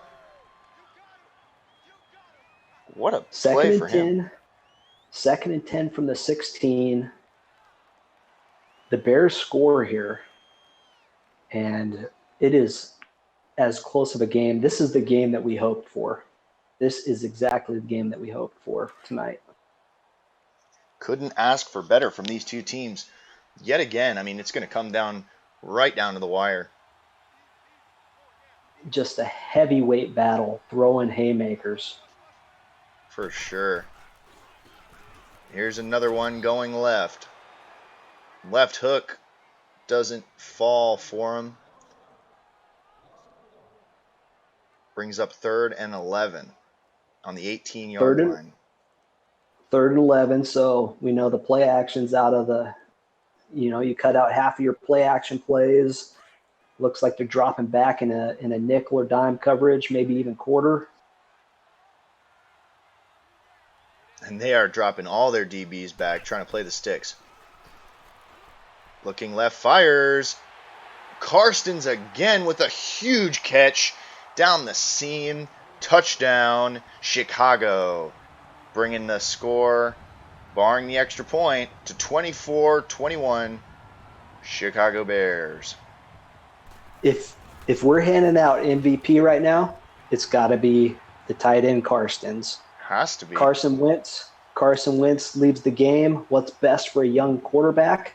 A nice, steady, solid tight end that brings in everything. And what a touchdown right there. Great hands, great blocking, good routes. He's everything you could ask for a 22-year-old tight end out of Stanford. Similar to his former teammate, Riley Leak, playing for the Bengals. Those two are in a competition. First and 99. They're both trying to prove that they were the better tight end. They're locked in an eternal battle, but from what I hear, they are pretty cordial with each other. It's not like they, eternally hate each other, but they're good, both extremely good in their own right. Is that a catch? It is a drop by 87, the tight end. I think he dropped it, and what a big hit there. I think that was Griffin laying the hit right there, saved the pass. They're down by 3, 4.5 minutes left. This is do or die for the Packers right here. This is so ironic, though. I'm going to remind you of one of Nick's favorite sayings. Two things. O-line doesn't matter, and what's the other position, Ace, that doesn't matter, according to Nick? I don't know. I know he says O-line don't matter. As we see a sack, yeah. No, tight ends. That is exactly it. And, of course, he has a bum tight end drop a pass in the seam over the middle right after Karstens does the exact opposite, getting a game-leading touchdown for his team.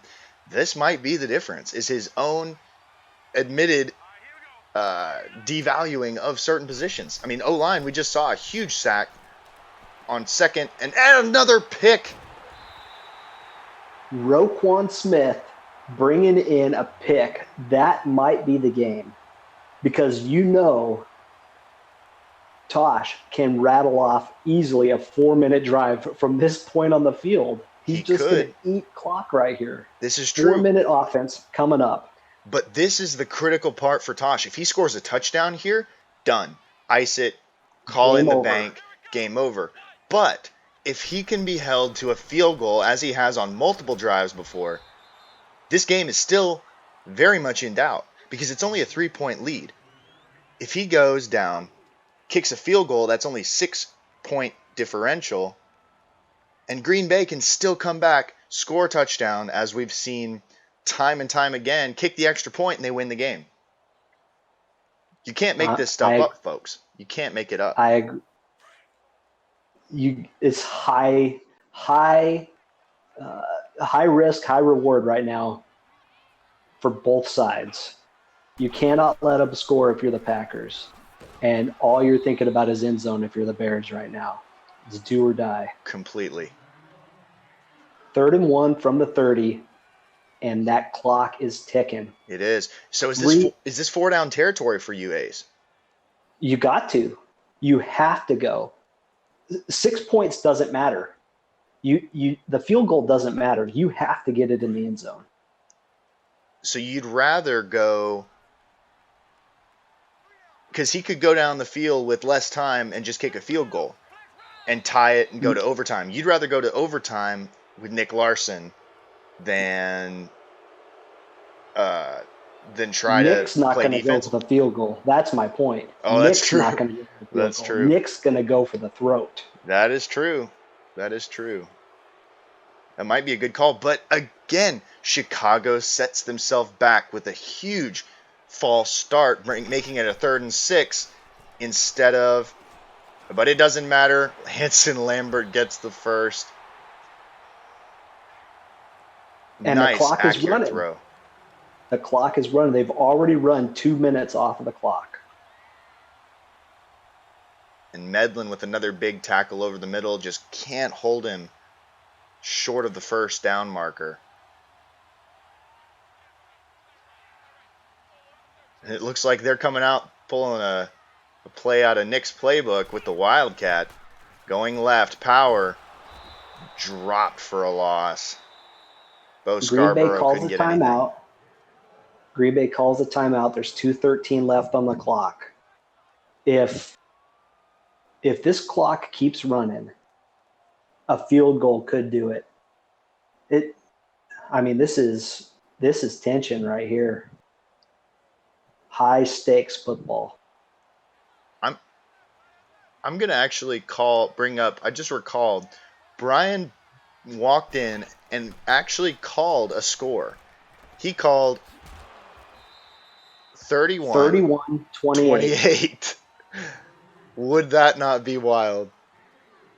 If Maybe instead of Coach Brian, we'll start calling him Prophet Brian. Prophet Brian. It's the neck brace. Maybe it's kept all the blood up there. It helps his brain think better. He's on to something, guys. His neck brace thing. It might be the way to go. Do you remember this? You may be too young for this. Do you remember the Seinfeld episode where Costanza stopped having sex and all of a sudden he was like the most intelligent man on earth? Yeah, I do remember that. Yeah. Is that what's happening with Brian here? Maybe it is. Does that suggest something about why he was late to our broadcast? It is possible. You never know. But it is Brian, so like, that might be a stretch for him. But and sure enough, like you said, sorry I got distracted in the moment. It all kind of overcame me. But a big defensive play by Green Bay, forcing them to just a field goal with 2 minutes to go. He still got the never mind. The 2-minute warning will be in effect here, but he does have one timeout. The 3 seconds run off the clock with the field goal, so they're inside of the 2 minutes. Mm-hmm. This is a crazy situation because now the Packers have to score. And it changes everything that the Bears do on defense. Now they could sit back. They could play that bend, don't break. But the Bears only have one timeout left, or the Packers only have one timeout left. So they're in a tough spot right here. But we know they could score fast. Oh, totally. You would not want, if you can put money on any other offense. And sure enough, big call here by the coach. Mr. Nick Larson puts out Starkey for the game's last drive after throwing 4 interceptions for the whole game. Yeah, he believes in the kid. This is a huge turning point for Green Bay. Going to their young kid. Whoa, a dangerous throw here in a double coverage again. Tough window to fit that into.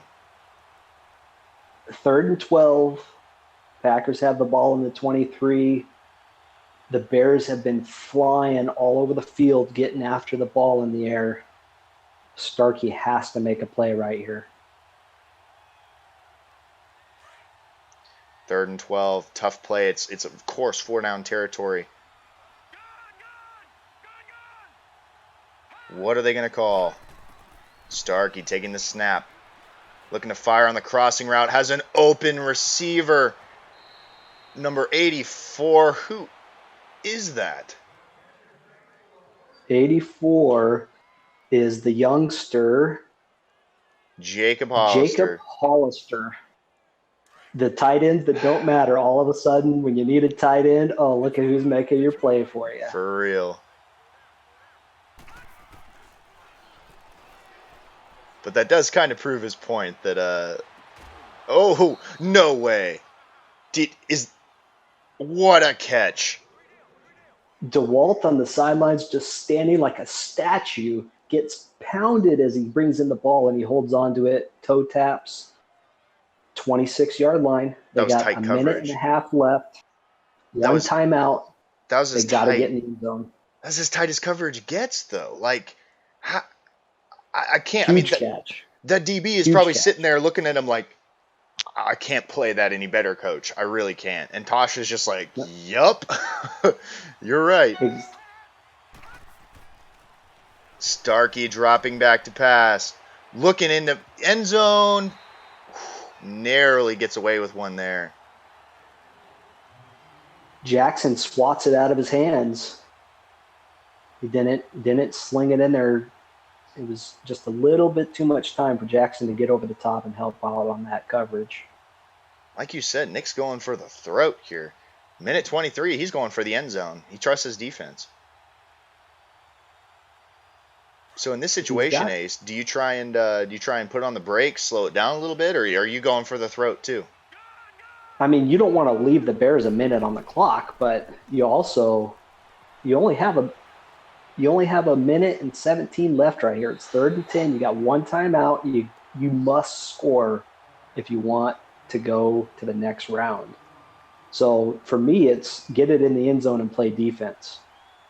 But we'll see. They got a tough job here. The Bears have been strong at this part of the field.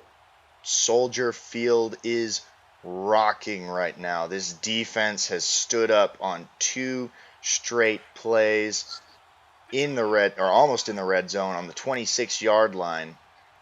Starkey comes out, bunch right, in the gun, dropping back to pass. Finds a man. It's Hollister again. Gets a few yards up to the 24-yard line, brings up 4th and 8. Trying to make it a little bit more manageable for that fourth down attempt. Cruikshank makes a great tackle. Not only did he make the tackle on him in open field, but he kept him from getting out of bounds. So the clock is running here. Wow. Which is a tough spot for the Packers. They really needed him to get out of bounds right there. And a quick play call by the Packers. They know what they're going with. Starkey faking the snap. Rolling right. Looking to fire. And it's incomplete. That is the game. That is the game right there. He misses the pass. You can't help but wonder, would Aaron Rodgers have made that pass? I would think so. But they showed a lot of faith in the kid here. He just didn't get it done today. Great game here in Chicago. Congratulations to both teams. That is a huge game. And yeah, like you said, it does bear questioning, if Aaron Rodgers would have made that throw. I mean, that's an MVP. That's what you expect from your MVP style quarterback going into. Yeah, Coach Nick Larson he said in chat, he said Starkey missed the throw and he couldn't believe it. Robert, we got you here on the sideline. What are you hearing from Nick Larson right now? Well, I mean, they felt like they had everything in hand, even trailing the majority of the game. But unfortunate for Starkey that he couldn't come through there at the end. Makes you wonder if we've seen the last of Aaron Rodgers here in Green Bay. It'll be really interesting to see what happens in the offseason. But hats off to Tosh. I mean, he played a heck of a game, but I think Nick's going to be okay. But he was kind of shaking his head a little bit. I can imagine, man. That is a tough way to lose it. Receiver was there, crossing behind the defense, and it looked like he had a step on his man. That's just a tough way to lose a game. Hats off to the Packers, though. Do give him my regards. Thank you so much, Robert, for your help in this game. And you, Ace, this has been one of our more successful game streams. Can I keep you guys on for a second so we can go ahead and discuss what this means for the playoff bracket? Sure. Let's do it. All right. So guys, Chicago advances, and that brings up a game with, let's see, so that would be Chicago and Jack again rematching this season. Jack does own Tosh, so that's gonna be quite a game. What do you guys remember the game from last year? Can you give us any insider info on what you think from what we've seen from these guys? I'll tell you what the storyline is. The only storyline everyone's going to be talking about is Carson Wentz. Broken collarbone, not going to be available. So either Finney or Sleazy's going to start this game against the Redskins, the reigning Super Bowl champs. That's the key to the game there. Can either one of those guys beat the champs? Yeah, that's going to be asking a lot for one of those two to throw into that no-fly zone. Jack's defense is pretty legit, especially in pass defense. So those two younger players are going to have their work cut out for them. Huge. Yeah, that is. Who do you to predict? Who do you think is going to get the start? From what we saw from Swinney, do we think that he's the guy that gets the start here? I think you got to start Finney. Or Finney? Yeah, good call. You got to start Finney. He's the rookie. He played well there. It was conservative. It definitely wasn't the aggressive passing that we would have seen from Wentz, that we did see from Wentz in this game. But I think you got to start him. Yeah, I think you got to play the rookie, and I think you got to expect a real ground and pound type of game, and pick and choose your spots when he does throw the ball, and hope for the best. It's an interesting. It will be a good matchup there in the NFC for sure, as it is every year. But actually, I just realized that Miami and the Chargers are in the second quarter of their game.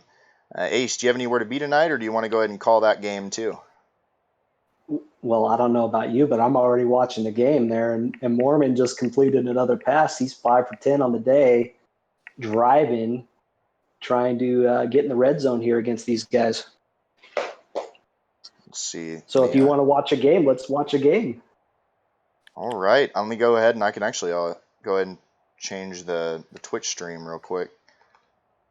We'll go ahead, and I will go ahead. Actually, what we can do is I'll go ahead and close this stream down, guys, and I'll open up a second stream with so the games are separate.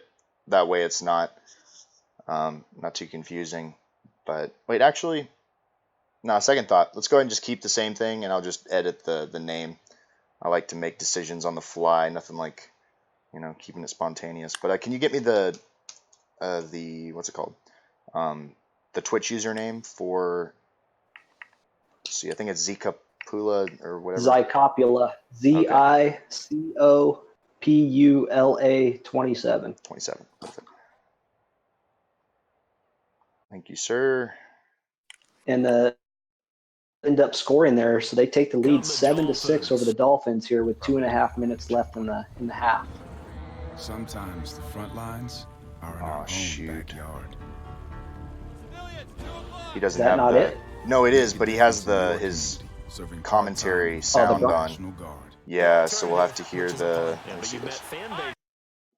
So it'll be. Can you mute his stream? No, it's the way it is. It's kind of oh, cool. Okay. Well, we can do. Let's go ahead and finish up. So, another plan C. We have Nick Larson coming on for a post-game interview. We'll go ahead and see when he jumps in. But yeah, I will be super fascinated to hear the story behind going with the rookie. I mean, I know he's the reigning MVP, but I mean, that's a huge moment for a rookie guy, to come in and step in. Like, what do you guys think about Starkey? Do you think that's kind of what you expected, or did he underperform, overperform? Where does this lie on your expectations? Go ahead, Robert. I was going to say that was just a cold weather game.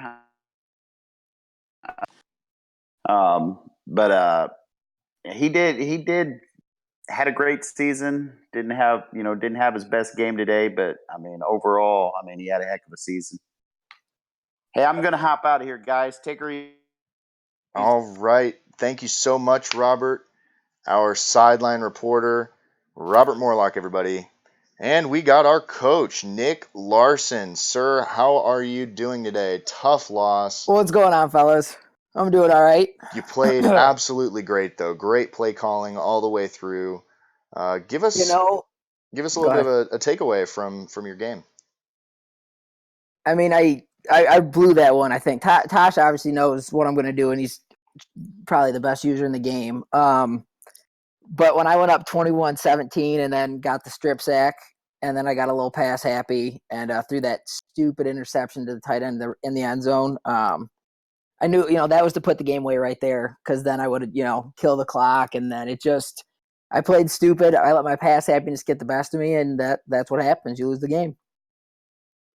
But, if I'm going to lose, I'm going to go down firing the football. So, like Coach Boone says, I'm not going to bore everybody, And it looked like it was clear, you made a clear decision that you're going with the young buck. Can you take us into the mind of, and what went through in that decision? Why going with the young guy there? Yeah, He- before Oh, you yeah. get there, Nick, I know you're gonna go back and listen, but my key to your game was Starkey's play. Yep. And I had wondered, are we gonna see Aaron Rodgers? So what, like Regan said, what went through your mind there in making that decision? Did it ever cross your mind to swap out for Rodgers? No, not a single time, actually. What it came down to, especially after Starkey got all his XP boost, he has better medium accuracy. He's the same deep accuracy. He's 6 less in short accuracy. And I mean, I don't throw on the run or anything really, but he got us there. I was going to let him roll. The whole Rodgers thing was just a thing I was just saying all year. I was never going to actually play him because there's no use in playing a 40-year-old vet. I want the XP. We got 2 more seasons to go. So Starkey was playing the entire time, no matter what. I was going to put Rodgers in on like a wildcat play and let him throw it out of the wildcat. Oh, that's funny. Yeah, but then I ended up just throwing the pick to the tight end, so it didn't really matter on that play. But I did actually listen to the broadcast while I was playing. It was kind of confusing because I was play ahead, but Yeah. but I had it down on the floor of the background, so I wasn't watching the game, but I was hearing the stream. So you guys kicked butt, man. It was awesome.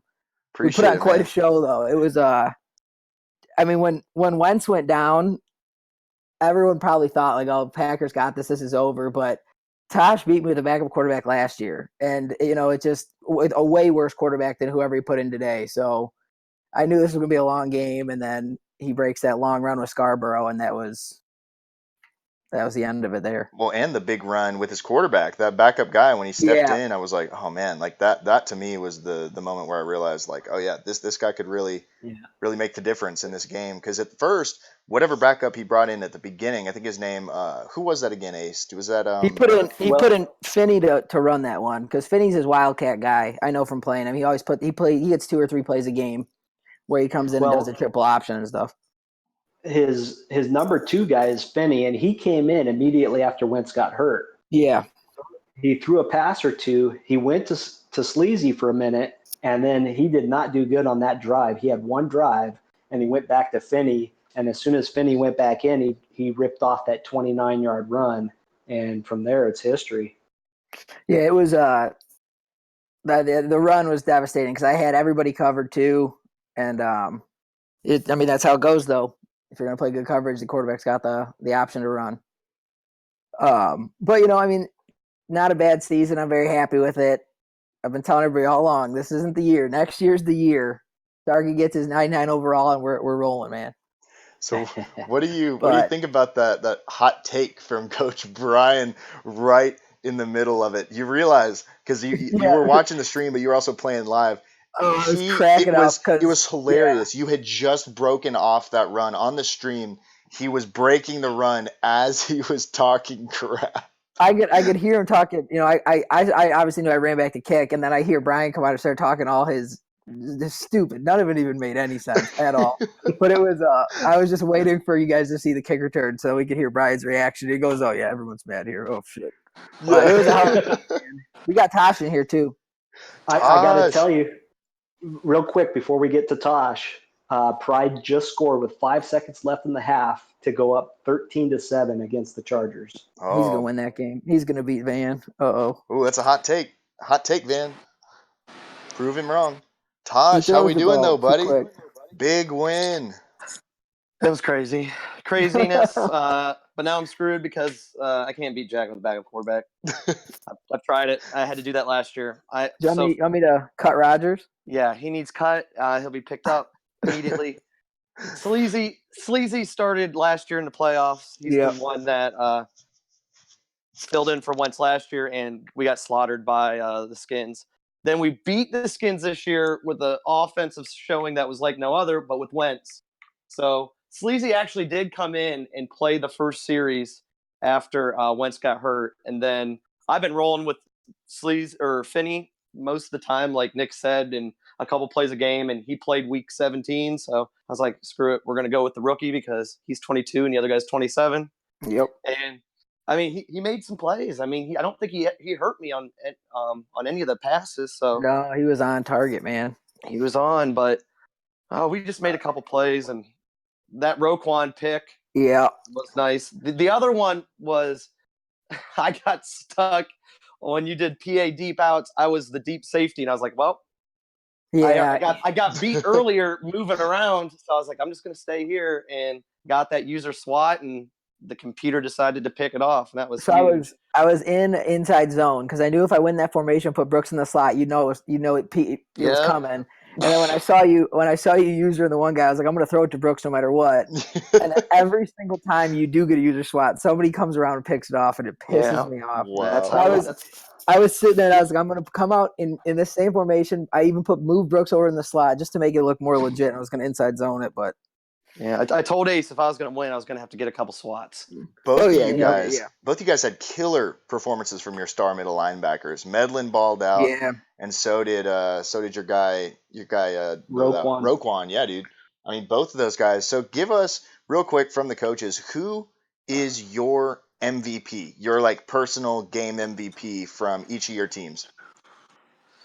Okay, well, I'm going to give an offensive and defensive. I'm going to go defense Roquan just because he shuts down the run game so nice, too. He's so quick, and he made some big tackles in one-on-one space. Huge tackles. He was whopping people. If Nick has a running back in the past, he's got a running back that makes a move like Milton or Coleman or Kamara, and it's a totally different game. But since he decided that he was just going pass heavy, it helps out the opposing defense. But I'm gonna look at it. I'm gonna go with Ace, and I'm gonna go with my tight end. I usually don't throw to my tight end that much, but the DBs, the matchups, that was the best matchup that I had because I mean you want to stay away from some of those other matchups with his studs out there, and the tight end just a couple times out leveraged, had some easy routes on the out routes or corner routes or a drag or something. So being able to look at him, I'm going to give old Carson's the offensive MVP. For sure, Medlin, 9 tackles, 3 tackles for a loss, forced fumble recovery, pass deflected, whatever he did. And then it's got to be Rawls. He caught the touchdown on the slant, the high pass slant, and then he ran back the kick, obviously. Yeah. But I mean, for Tosh's team, I would say Lambert for his offensive, because he did. Yeah, he did. Just because he was the third downs, I would have everybody covered, and he would come up on one of the digs or the crosses all the way. I'd have everybody shut down, and he'd have like 15 seconds to throw, and then Lambert would just pop open. It was just but yeah, Carson's was huge in the red zone. One other thing that's going to happen though for next game that I just remembered is Cohen is back.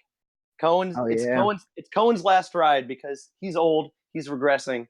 I don't think he's played in a playoff for a while, so it's his last shot. Yeah, neither has Carson Wentz. He gets hurt every year. Yeah, I know. We're not talking about him right now, but we might be borrowing your playbook, Regan. So hey, I know. I saw that. I saw when you started going the read option. I was like, I respect that. That's a good way. Jack wants to play tomorrow, so we're going to probably come out with a new playbook. It's going to look like Army Navy, and we're just going to go out there and line up all our running backs. From what I hear, it works. I mean, it's. I mean, it helps having a 95 speed quarterback, but it's the 86, 87. I mean, yeah, you can definitely get it done. That huge. That was something else I was talking to Nick on before you got on was that huge run when he ripped off that 30-yard gain. Like my eyes popped out. I was like, okay. All right. Well, this kid could be good. I was using Nick's play slot post. I mean, that play, I can't stop it, but it doesn't work for me. The post wasn't there. The insert, I was like, holy crap. But he only brought 3, and I was able. Carson's got a nice block on that, too. So yeah. Bro, you need. He did. That's the thing is you need a 99 speed receiver. You need a 97 speed receiver. You need a few more things. That's DeWalt's play though. I leave DeWalt in the slot on that one for the post, but Oh, he okay. came up with some big catches on He the did. sideline and That stuff. that Yeah. catch on the left sideline at the end of the game, Oh yeah. where he just got smashed as he was catching the ball, but he came down and brought it in. Amazing catch right there. Yeah, Unbelievable. he's the unsung hero for this receiving core for sure. We got an update from the studio. Chargers scored a touchdown, making it 14-13. They've got the lead over Miami there. We'll go ahead. Nick, that last play though, I put man. Roquan on deep middle. Yeah. But I got stuck using him, so I knew I couldn't go back there. And I'm on the headset with my brother, who I gave him the stream, and he was commenting "Go Pack Go" the whole time I in the saw chat. that. And he's like, "Dude, that pass was wide open. What were you doing?" I was like, Yeah. I got stuck." It Because happened. normally I was honestly expecting you to call timeout because every time I come out in that Yes. formation with that play, you call timeout. Yeah, I know. I But that I was- thought I had it set up, but I almost was going to take a delay a game because I needed about 5 to 7 more yards to make that post work because that's normally my Yeah. deep play, and I almost threw the Brooks comeback, but I didn't want to get picked, so that was it was a crazy one. Another epic awesome. game. Yep, absolutely. Add it So to the let's- list. That's 6. I'm What is gonna that? 6 in a leave. row now? Yeah, 7, 6 in a row for the Bears. Six. But hey, First no of all- disconnect. Yeah, that true. dude. Yeah, Regan you- said it. Glad that the Regan- lights stayed on. Regan says it right every time I got the lead, or every time Tosh got the lead, I was like, "Here it fucking comes," because it literally happened Yep. right before halftime. Every single time he's up by like 3 or whatever, and I was like, I at least need to be winning when this happens. That's what I kept telling myself. I was like, just be winning when it happens. But then I would have just said, let's just do straight restart because it would have been my fault. But when it was 10-0 and it was right before halftime, I was like, if I disconnect, I'm giving them the win. I was like, it's just, I was like, I can't. I was like, this can't keep happening. And I mentioned it in the middle of the game, like I Yeah. knocked on wood. I was like, because I was like, wait, hold up, like the fact Well, that we Regan- haven't had a Regan- disconnect yet.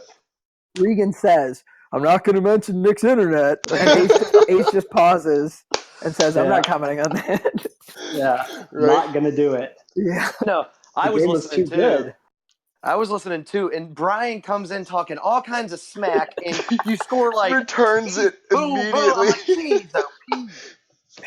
Bro, but what's hilarious is it was almost that score. Like he almost predicted, like if you had scored the touchdown there, it would have Yeah. been probably that score because Nick would have scored. Like he would have gone guns a blazing in. Like oh He my said- goodness. Yeah.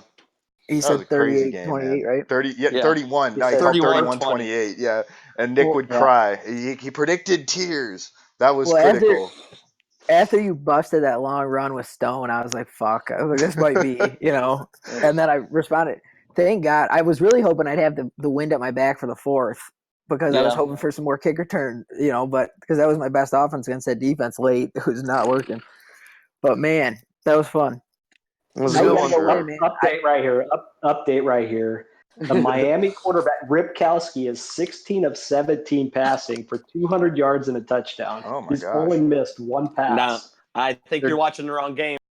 In the Boone, he does not pass the ball. I'm watching the right game because they're in the red zone again. It's 3rd and 1 on the 15. What's the score over there? 14-13 Chargers. A minute 40 left in the big stop by the Chargers right there. The We're issue, gonna force a field goal. the key issue here though, is Boone doesn't consider anything a pass if it's not over 15 yards. He's like Nick, so that's probably why he doesn't think he passes the ball. He probably submitted a complaint like, "Hold up, he never passed the ball." We're like, "Yeah, dude, he passed like 50% of the time." No, he didn't, dude. Those screens don't count, slants don't count. No, that's not a pass. That's a run. Like, okay. But then he yells 16-14 Dolphins. Then he yells at me, though, if I throw it too far. Boone's always mad about something. For real. Usually it's at his So- own players though for screwing him Yeah. somehow. I don't know. While we got Nick in here, I want to do this before we get too carried away here. I'm gonna leave Tosh out of it, but we got Tennessee versus the winner of this game that's going right now, and Chicago versus Washington. Who do you think's gonna get to the Super Bowl from that group? I've been saying all along, this is Tosh's year, but with Wentz going down, it's going to make beating Jack really hard. But I think Brian's going to make it, unfortunately. Unfortunate. I just don't, Van either has to do his homework and watch some film on Brian, because all you have to do is watch one game and you got it figured out. But Brian he does watch film. I'll give him credit, and then he uses his cheese to effectively beat what you do on film. But I just think Pride's probably the best user left in the AFC.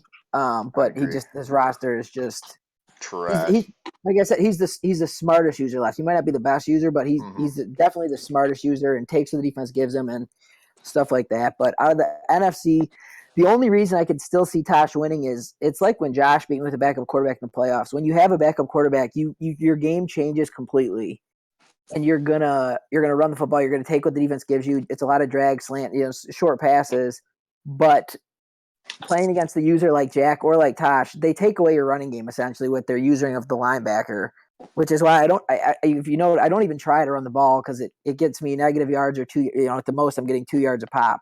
So do you think weather affects the game? Because the game should be in Chicago again. Let's I make don't it think snowy. I don't think I only had one guy slip that I saw.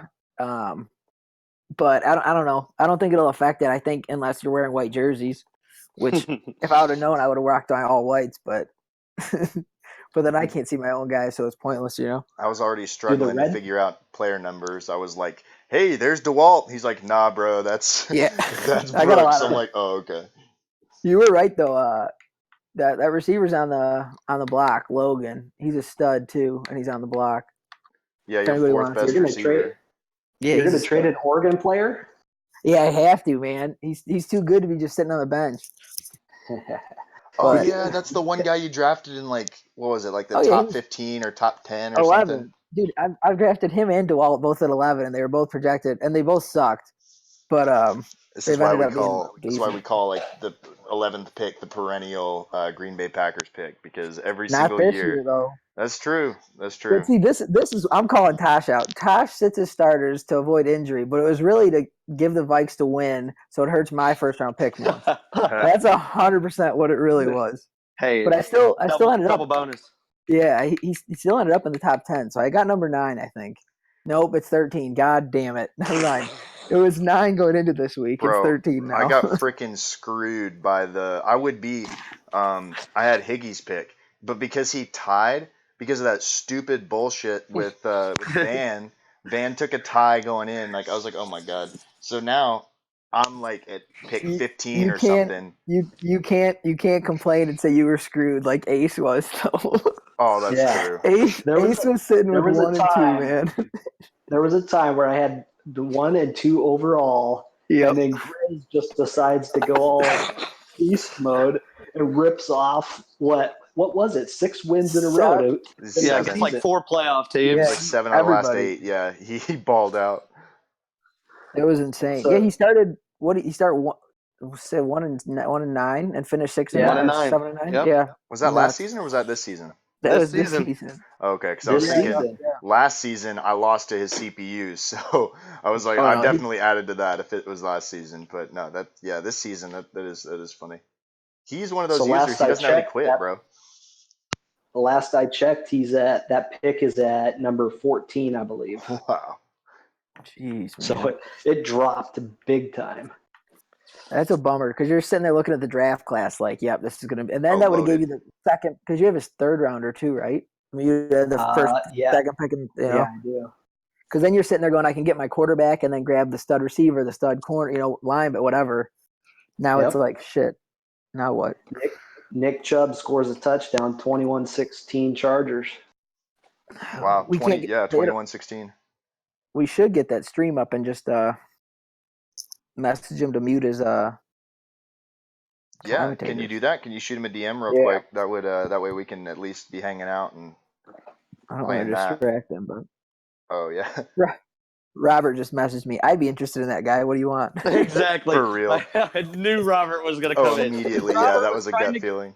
I'm about to play my game, and Robert wants to negotiate for Hanson Lambert. I'm like, Robert, I'm about to play a game. He's like, I just want a blockbuster. I'm like, well, not right now. I want to win a playoff game. Sorry. He's ready. When you said that, I was like, Robert, I'm thinking Robert's probably going to be hitting you up because he wants a speedy receiver. That's awesome. Oh, we got Chadwick awesome. rolling in chat. Thank God you moved it to 4 spots, or else he'd be like blowing us Oh, up in yeah. draft show. Yep. He'd have been like, "Hey guys, what's up? Like, I'm drunk as shit right now." Let's see if Brian answers. I don't want to distract him with his game, though. Right? He's like a focus. He's a finely tuned instrument. Pride is, bro. Like these throws he makes, I'm like, it just blows my mind how on point his play calling is. I'm just so happy it didn't disconnect, man. I would have been so mad. I was just the whole time I can see like the Ethernet light on my little box, and it's struggling. blinking, and I'm like, please don't go out, bro. It gave its last life just for you. Yep. It was like at Tomorrow. its dying breath. It was like, I love you. Just died. Tomorrow. It knew it was going, dude. That's hilarious. What is it? Settings, volume. No, it's in-game commentary or game commentary or something. It's in general settings, audio settings. Tosh did it earlier. What is it, Tosh? Yeah, you got to go to team settings. Oh, team settings. And it's just at the bottom. It's just commentary, I think it says. Gotcha. All right, he's doing it now then. Dope. All right, let me go ahead and add his Twitch then. But this will be interesting though. If I mean, John Ross should tear this Dolphin secondary apart. Oh, that's a huge play right there, though. What a move! What a move right there. And he gets the face mask at the end. It's going to be very interesting to see what happens here. Oof. Why don't we just ask Geico for help with renter's insurance? Antonio. So it's going to be 1st and 10 on the 11-yard line in the red zone. 5.5 minutes left, and the Dolphins could take the lead. All right, we got that little ad out of the way, but we're good now. Did he turn it down? Yeah, no, it was an ad going for Twitch, because every time I switch to Twitch, it always goes to whatever ad was playing. Yeah, I just told he was just on it. Yeah, it's good now. Yeah. I think it's good. Let me see. Oh, he was just on it. Perfect. There we go. He's going. Yep. Okay. Good. Yeah. 90. Okay. Field. Yeah, that works too. There we go. That'll work. Perfect. Nice. All right, folks, we are back. Good stuff. Look at this game. 5:28. Ball's on the 11. Who's driving here? Anybody know? Dolphins. Oh, okay. Well, I guess I could have guessed from seeing the fact that the Dolphins were calling offensive plays. That would have been probably smart of me. Ripkowski's on a tear here. Yeah. He's been solid the entire game. Pun intended. Taking the snap out of the I form. Dropping back, looking right. Fires. Touchdown. Look at that. Devontae Parker on the drag. Everyone's favorite play. Here we go. Go for 2? No. You got to. No, You got to go for 2 right here. He's kicking. Bro, the Miami Dolphins do not care about points. They're like, points? Nah, screw that. I mean, AFC football, baby. It is. Points? Nah, we don't like scoring points here. It's like golf. The least amount of points wins. 30 teams out of 32 in XCFL take the 2-pointer right there. Yep. Yeah. I would say Pride does it, and Brian would not know how to do the math. But he can figure it out. Oh my God. Am I up by 3? Yeah, that would be Brian. Close enough. How about I'm trying to figure out, I'm switching audibles. I think I'm push left trigger, but I accidentally push left bumper, put 2 clock on, and take a delay game. Oh, I saw that. I was wondering what happened there. Yeah, on 3rd and 1. Yeah. Oh my God. Because game would have been over right then and there. Who's this rookie quarterback for? That's his rookie, right? That he drafted That's last Gorman. 97 Mormon, throw yeah. power. Okay. Or Great. Mormon. Yeah, The Mormon. yeah. Not the. He's more man, not like the religion. He's MOOR. Yeah. I think Van's throwing a pick here, man. Seems very no. He's gonna drive down till like inside. He's gonna totally kill the clock, go down and like throw a terrible play in the red zone. That's exactly how it goes. We've seen this play before. We've all seen it. Van does not have kill the clock in his skill set. He just doesn't. That's not in his brain. I was gonna say his play calling selection up there looks exactly like mine. 22 passes, 7 run, or whatever it was. Yeah. This is gonna. Ooh. And what's so impressive though about Pride is how, I mean, this team is really not great. He inherited like a completely trashed team, and he's done an amazing amount with it. His defensive line is all like over 40 years old. Oh my god! What was that? Oh my god! A little up down there. Look at that push up right there. For real, dude. That's a burpee. He did a burpee sack. Dude. Wow. That's a huge double. That's whatever. I've never seen that before. A double clutch sack? Is that a thing? I'm going to try that from now on, now that I know that's a thing. So just dive near him, and he'll get up and sack him immediately. 35-year-old Cameron Jordan, 29-year-old Charles Harris, 31-year-old Grady Jarrett. That's just, but it's working. Sounds like the age of my secondary. His only good player is literally the middle linebacker. Except for Little Peen. Yeah, PP. I didn't get to see yours and Brian's game. What happened to that while we're watching the end of this? I don't know, guys. Ace gave a pretty good recap of it earlier, and I kind of blacked out. It was Brian. It was game over. Brian had him beat. It was 21-7. The only reason Regan scored is Lamar had a nice little scramble where he I don't remember who it was. He broke someone's ankles on the way to the end zone, and that was his only score early on. It was 21-7. Brian was lights out, and then here comes Regan, just slow and steady.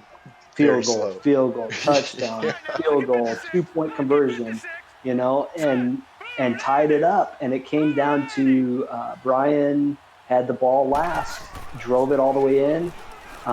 Regan couldn't figure out how to use ice the kicker, and a last-second field goal won the game. It's true, though. You didn't ice him? Bro, you could have. No, okay, fucking shit. Okay, what happened was, it was so aggravating because you know how before, like, if a guy calls timeout, you're not able to ice the kicker after it? I call timeout thinking it will ice him while the clock is still running. And it didn't, so he just got like a normal field goal possession with 5 seconds to go. You have to wait. Yeah, apparently. You have to wait until they take the field and field goal. But he would have had to call timeout anyway, because the clock was running. He was going to let it run out and call timeout. Then I wouldn't have been able to ice him. I'm just saying, if he comes out in the field goal formation and you call the timeout, he's iced. Dude, Ripkowski's 20 for 21 here. Wow. That was a huge 2nd and 15 he just converted there. Oh, definitely. Van is in panic mode. For real. The difficult thing here for the Dolphins is, you want to run the ball to chew the clock, but you're running against Bosa and Pino. Oh, yeah. Yeah. That D-line is insane. Get chew clock on and Yeah, what the joke is the fact that Van doesn't even use either of those guys. Like, they're so good because he just lets them go by themselves. He doesn't use either one of them. He uses a defensive tackle. He uses a D tackle, bro. Yeah. Dude, they could have had 40 sacks this year then if he would have used one. Exactly. What are you talking about? They had 50 together. Yeah. Somebody could have had 40, but he could have set a record. I find it very interesting that Pino is a finesse rusher as a D tackle. He runs them at D end. Yeah, he's 80, 81 speed, 82, something like that. But he's big dude. He's like 6'6", 6'5". Big ass dude. He's massive. And then speaking of sack records, I find it interesting that Tack McKinley has just disappeared from the face of the planet. Totally. Yeah. Gone. Well, he went to New York. That's kind of what happens. It's a vortex. Well, I was trying to kind of point you guys to that direction so we can talk about young Jedi Chadwick. He's terrible. He's gotten worse every cycle. You guys just need to be happy you weren't here. Regan, he made this playoff run and got spanked.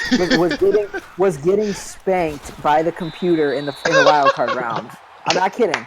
It was Josh's computer getting spanked And we told him, we said, dude, pause it and quit. We're gonna give you the force win just because we didn't want the computer. Josh was out of town. We didn't want the computer moving on. So Chad quits. He ends up playing me, beats me. What? It was I was down 2 points. I throw What a a bomb. punt! That was a hell of a punt. I Wow. throw a bomb, get tackled, go to run, hurry up to spike it. Clock runs out. Chad wins by 2. Wow. And then he goes to the NFC Championship and loses to Alpha, old Brian, Yeah. because Alpha went for 2 to win the game with no time left. Oh, It was wow. insane. But we Well, heard John about Ross. game. John Ross on the dagger right here. Something. Ooh. This That was is as close as it gets. Yeah, I'm right with you guys. Van's That got to was go 99 and a half. Yeah, Dude, for but real. minutes. No, that's This is where 99 that- and like .999. not going, He only needs a not, field But goal. he doesn't. not going But for he 2. doesn't. Yeah, not going for 2 is gonna hurt pride here. Maybe. That's right. I really wish we knew if he had the wind.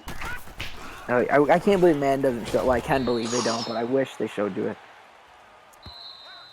Oh I boy. wonder if Chubb is hurt. He looked like he was Yeah, running. that and- was really slow. All right, well. Third. Oh, this is. Dude, every one of these games. Actually, you know what? Great I do games. know he got nicked up early in the game. He needs to get him out. Again, pun intended there. Nick. Here comes Nick Chubb. an overthrow. Here comes an overthrow from the. Oh, never mind. Ooh, Oof. you got to get moving though. You got to get moving. His corners are slow as complete, I don't know, something. I mean, sludge, but they it's- can hit it's pretty a- hard. It's a real possibility here that Van could have a heart attack while we're watching. Oh, God, no. Where's that knock on wood? I mean, he's got to be at 150, 160 beats per minute right now. Oh, for sure. That's why he throws. No way. What? Unbelievable. Bro, he's on the 47. That's a Van play right there. It's about time to throw a pick, Van. Let's go. This is nuts. John Ross, that was his second catch of the game. 2 catches for 58 yards. I wonder if Van knows if he has the wind with him or not. Because that changes a lot. That does. Juke. Ooh. Hurry up. No. 43. Rolling. No, hurry up. He's only got 1 timeout. 60-yard field goal from here. And now he takes. Oh, my. Oh, what? Whoa. What are Someone we help doing? this man. Dude, no, he took a Man's just timeout. smashing buttons right now. Oh, my He is. God. He's just smacking the controller against his face. He's like, pop, pop, pop. Here goes His four- girlfriend's four- yelling, timeout, Yeah. timeout. She's coaching Ross better is than flat. he is. And he's yelling back at her, "Get me a crown! Oh, what a Get drop. me a crown!" For That's a real. good- That's a good drop. That's a good drop, Yeah, though. if he doesn't drop that. That's bad. He's like You gotta breathing get- from his oxygen tank, alternating with shots of Crown, bro. He's like, Dude, you need a shut you need an out. You need an outer corner or something, man. This is. He's running. His secret is this season. Instead of drinking the crown, he just started hooking up an IV. Oh my god! Oh my god! What? Wow. He's Spike hurt it. too. He's Like, hurt. do something. Kick a field goal. Do something, bro. It's over. It's He's gonna done. win. Yeah, He's stumbling on how to get the play call. You can't find field goal. Okay. Oh no, because he's got it. He's still got to click through like the AAA. Pride's No, gonna ice him. Yeah, Pride's gonna Pride. ice him. No. I would almost let him do his thing. Like, Nice. Yeah. oh yeah, there you go. You gotta. Is it going to ice though? 10 Bro. seconds I don't know, left. dude. Sometimes it doesn't I do it. don't know.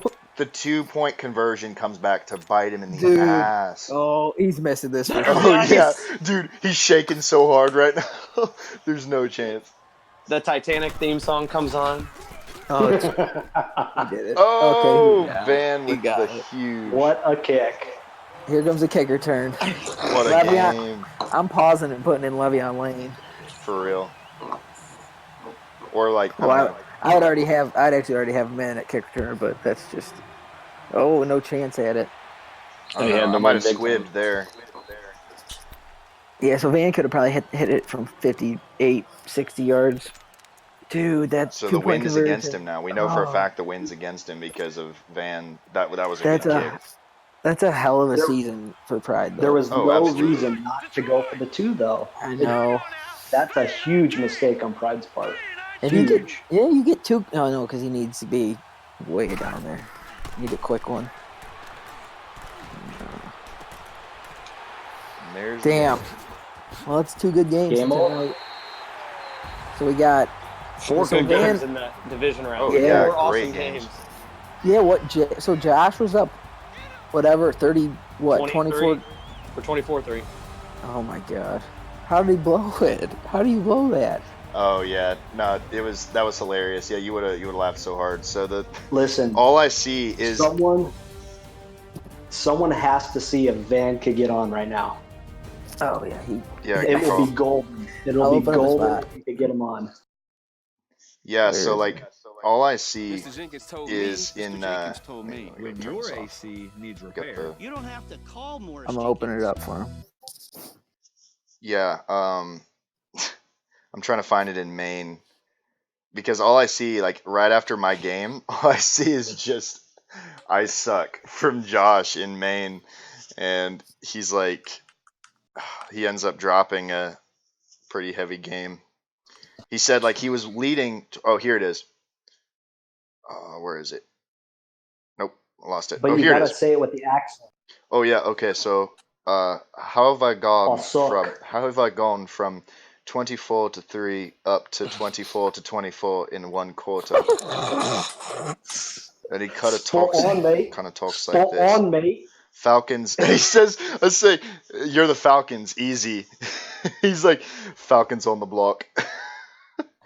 And everyone's like, what a Falcons thing to do to Josh, so Falcony. Oh my There he god. is. We got Van. Van. Dude, because he's muted. Real quick, hold on. I was of at course. work. Somebody help I was Van. at work. Here I am here. Oh, did you guys see that? Yeah. We Did were you guys see broadcasting it. that? Oh my god! Let me take my diaper off.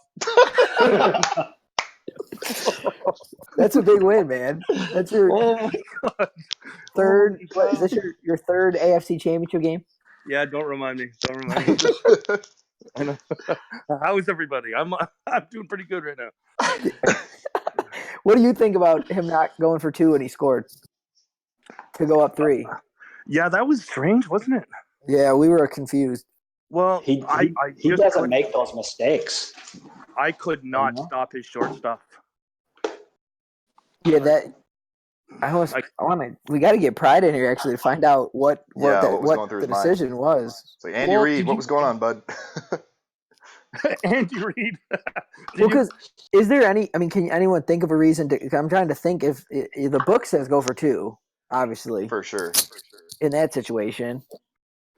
Well, the thing is what not like to. you have no advantage if you get the extra point.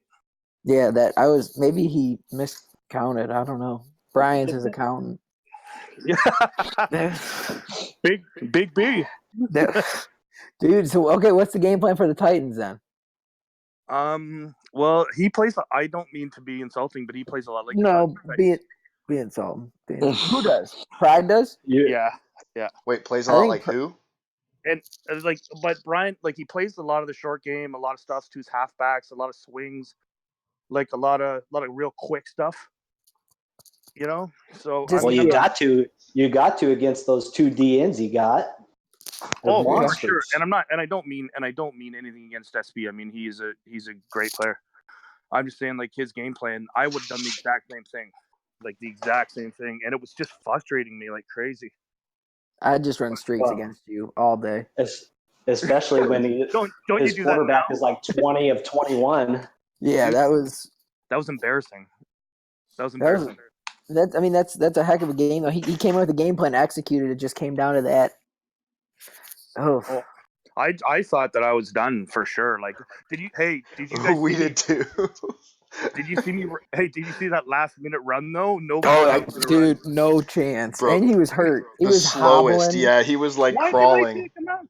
Did I take him out? He's gonna haul in one leg. He was hopping. Yeah, it was like a fucking potato sack race. One of the hardest. That was funny. I know, and he scored dragging his leg. That was so. Okay, who would you rather play then? Would you rather play Tosh without Carson Wentz or Jack? I know you said you didn't want to see Tosh earlier, but what about Tosh? I played Jack once, and he treated me like a redheaded stepchild. I did. I mean, I beat Tosh once, but like out of 50 times. Van, Yo. did you? I don't know if you saw it, but Carson Wentz went down, broken collarbone. He's out. Oh, no way. I saw he went down. Yeah, he's out. It's Tosh here, Van. Let's win and let's take an old time Super Bowl. Let's do it. Let's take it. We're let's the take underdogs. We're the underdogs. Hey, you know how I like underdogs. Exactly. We're both going to lose all day tomorrow in chat. We have no chance. 15-1 underdog. Yeah, but don't say I'm going to lose. Wait, the Packers were actually favored by Daddy Leagues by 2 points tonight. If anyone was wondering, I wasn't the underdog. It was kind of upsetting. Okay, so what? Hey, Nick, what happened to your game? I had to shut it off to play mine. What happened at the end? I won by 25. No, I lost. He went on a drive I went on a late drive to try to win. I was down 6, right? Yeah. And ended up missing in the back of the end zone. He came to play, man. The one thing against Tosh is he never throws fucking interceptions, except the game he threw 2 to Derwin. Yeah, I know. And I sit here and I'll throw 3 or 4, but somehow it's still a close game. Yeah. But that's all right. We fumbled enough today. Yeah. He's a bull constrictor. He waits for you, and every time you make a mistake, he tightens up. Just never throws interceptions. I know. He's so frustrating to play against. He just waits for you to make a mistake. Van used to text me, "Hey, I'm going to make a mistake here, so just don't be an ass." Just hang on. Hang on. It's coming. It's coming. Yep. Yo, Nick, open up this the channel. Get another slot so Pride can come on in. Let me back out, guys. I got to get going here. All right, hey, Regan. Appreciated sharing this. Sharing this. I wasn't looking at the thing. All right, see you guys. I appreciate you, man. Yeah, that was awesome. Did you message Pride? Have a good night. Did you message Pride to come in? Who, me? Pride's down at the tavern. Oh, yeah, already. He's already like drinking away his pain. Yeah, he's got the 2-point chart out at the bar. Absolutely devastating. Oh man, that was crazy. That was so crazy. So it's Jack and Tosh and me and Big B. Yep. Oh no, I gotta figure out what I'm gonna do against him. He asked if he wanted to play tonight, and I was like, no. You got 3 of the people. I mean, other than yourself, you have the 3 people that watch the most film left. So you got to get in the film room, man. I do. Jack literally watches film like he's watching it for Virginia Tech and writes it. He's got all his shit figured out. Yeah.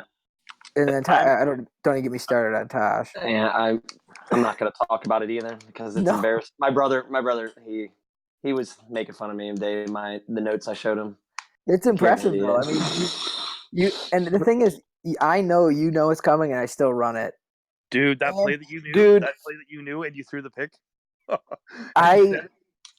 Oh yeah, and I literally one thing I didn't even mention this yet. Didn't pick the new playbook when we went into the game either. Just changed my cleats to the yellow and went into the game, and I was like, well, we're rolling. It only had a couple other plays. I wasn't going to change much, but I just was like, well, that was that. So Didn't start. You got it next year. Yeah, right after that, I was like, well, now I want to disconnect. We need to. Where's that fucking router? Yeah, I was like, I need to pull it. It is funny that it always disconnects when I'm losing, though. I will be. Hey, dude, just invite your fucking father-in-law over. Dope, we got Pride here. Uh-oh. Am I in? Yes, you are. Who's this? There we go. Is We this got Pride. Yeah. Pride, dude, it's fan. Good game, bud.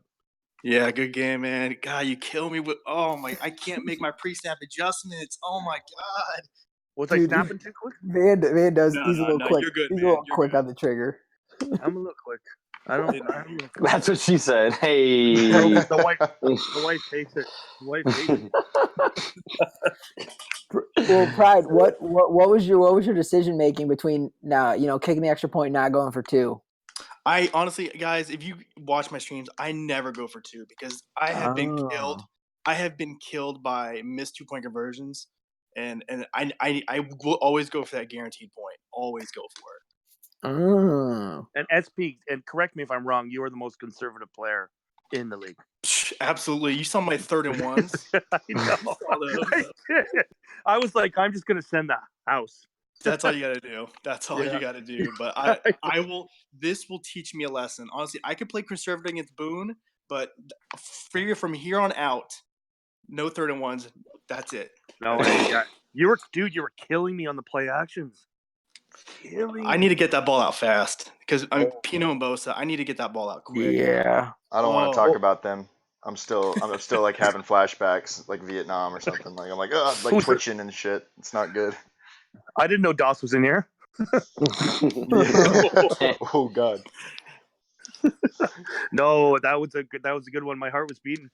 Did you see Nick Chubb on that one dragging his leg? Don't touch For me. real. That's what we were saying. He was struggling. Like that was insane. He's got 88 speed down to maybe 64 with one leg. For real. Yeah, dude, that was a good game, man. I can't believe you had me the whole time too. Fuck. That conservative gameplay came back to bite me. So you were watching Ross like a hawk, though. Oh, I have to respect that speed. God, he was not open ever. No, my corners are on the slow side, so I need to disguise that. On the slow side, that's job. That's an understatement. Yeah, no, Pride balls out. Like I kid you not. Like every one of the people in this chat has like faster D linemen than Pride has corners, and he still makes it like. I mean, I don't know. He still disguises it so well. It blew my mind. Like I thought I was gonna torch him, but man, he kicked my ass. Pride's got 9 picks in the top 100 this year. And I might not make the draft again. I can't make this draft. Every weekend I'm just busy. No, if we finish tomorrow, draft will be Thursday. Oh, that'll be great. I'll make that. I guarantee. It's all up to Tosh and Van and Jack. Well, I'm good to go. I can rip it off. I just don't want to play Brian tonight. He's just chomping at the bit in his wrestling match. Yeah. Oh yeah. He's sitting there in his freaking leotard, like, "Let's go, boys! Come on, get on there, Van." Did you hear him roll up into the Green Bay Chicago game? He gave like a quick hot take and bounced. He like dabbed on us and left. He was like, and just bounced. He couldn't even figure out how to get into the thing. Dude, it was hilarious. I was watching a message, my phone getting blown up in media chat. What do I click? I was like, dude. I'm on I didn't want to say. I was like, I have no idea how to explain how to get into a draft. But it makes sense because apparently, okay, never mind. I'm not even going to try to defend him, but it's something with the school, like their router and stuff. Like it didn't allow like group chats or whatever. Robert came in, gave an awesome breakdown. It was really good. Made up some cool stuff. Brian comes in and just starts screaming that my wide receivers are yelling at each other. And Rodgers is pissed, and I'm like, and Nick's crying on the sideline. Like it's all kinds of stuff. And literally, as he's giving this hot take, you see Rawls on the stream just flying in for the end zone. Like it's crazy. You can't make this stuff up, man. It was hilarious. I'm dying right now. Oh my god. Perfect. That is so perfect. He earned -10 user rank point for that. Thank you. For real. I need help. Thank you. Nick, did you see me Rawls him today in the chat? Oh yeah, dude. Brooks, you Brooks him. Oh yeah, sorry. Yeah. That was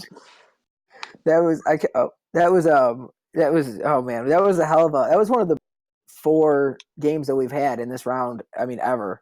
Not one blowout. No. Hopefully we see the same this next round, but. No, yeah, I'm done. I mean, if I get by Brian, I'm fucked. It's the most competitive, top to bottom, like 1 through 32 we've ever had, where there's not one that's, a guaranteed win.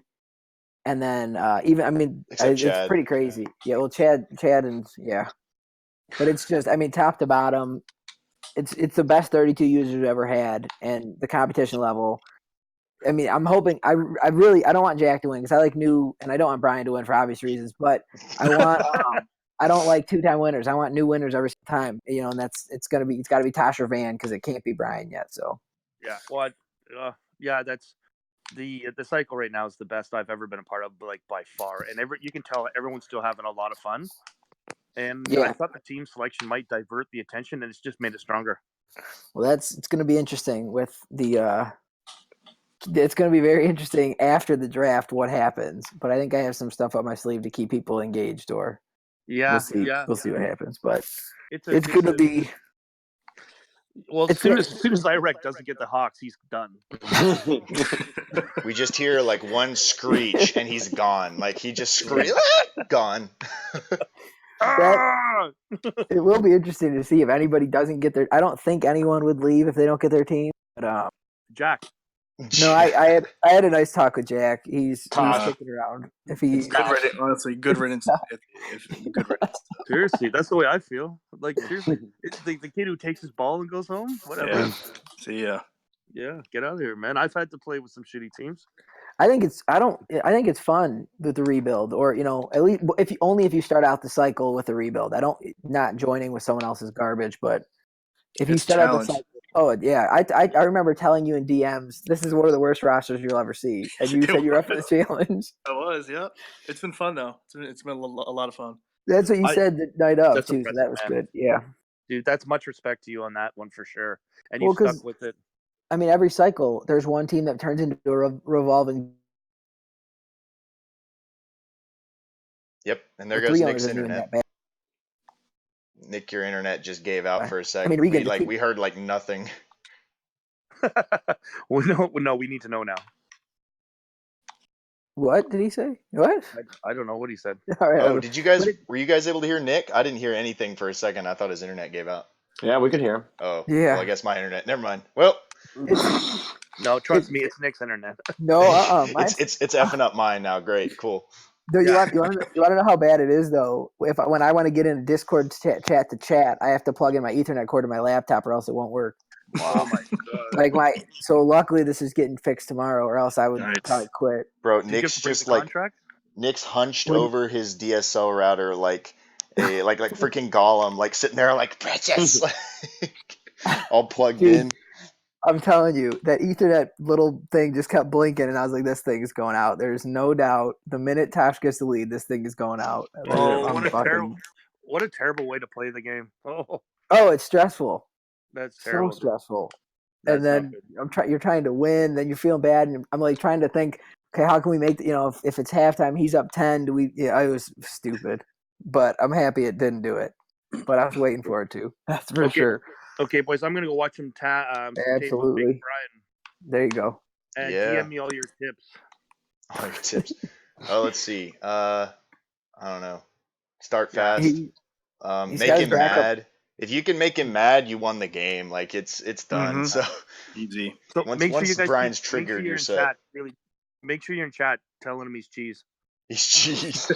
Hit him with the Brooks emoji over and over and over. Yeah. He's gonna delete Discord now that we all just said that. For real. He'll delete Discord for the schedule his game and bounce. Hopefully he tries to win though. He might be trying to make it better next round game. So I don't know. We'll see. All right, I'll talk to you guys later. All right, yeah, I'm gonna get off too. Good work, fellas. Yep. All right, guys. Thank you so much. This was awesome. Great stream, great round of divisional round playoff games. And thank you everybody who tuned in to listen. Drop us a follow, give us a like, or I don't know, smack me in the face, whatever, it's cool. I like it that way. But we can I guess we'll just call it, man. This was awesome. We can hopefully get another stream in later, and we'll definitely get the draft show in. So thank you so much, guys. Have a great night. Draft Thursday. Yeah, cheers to Draft Thursday. Have a great night, Appreciate everybody. It, guys. See ya.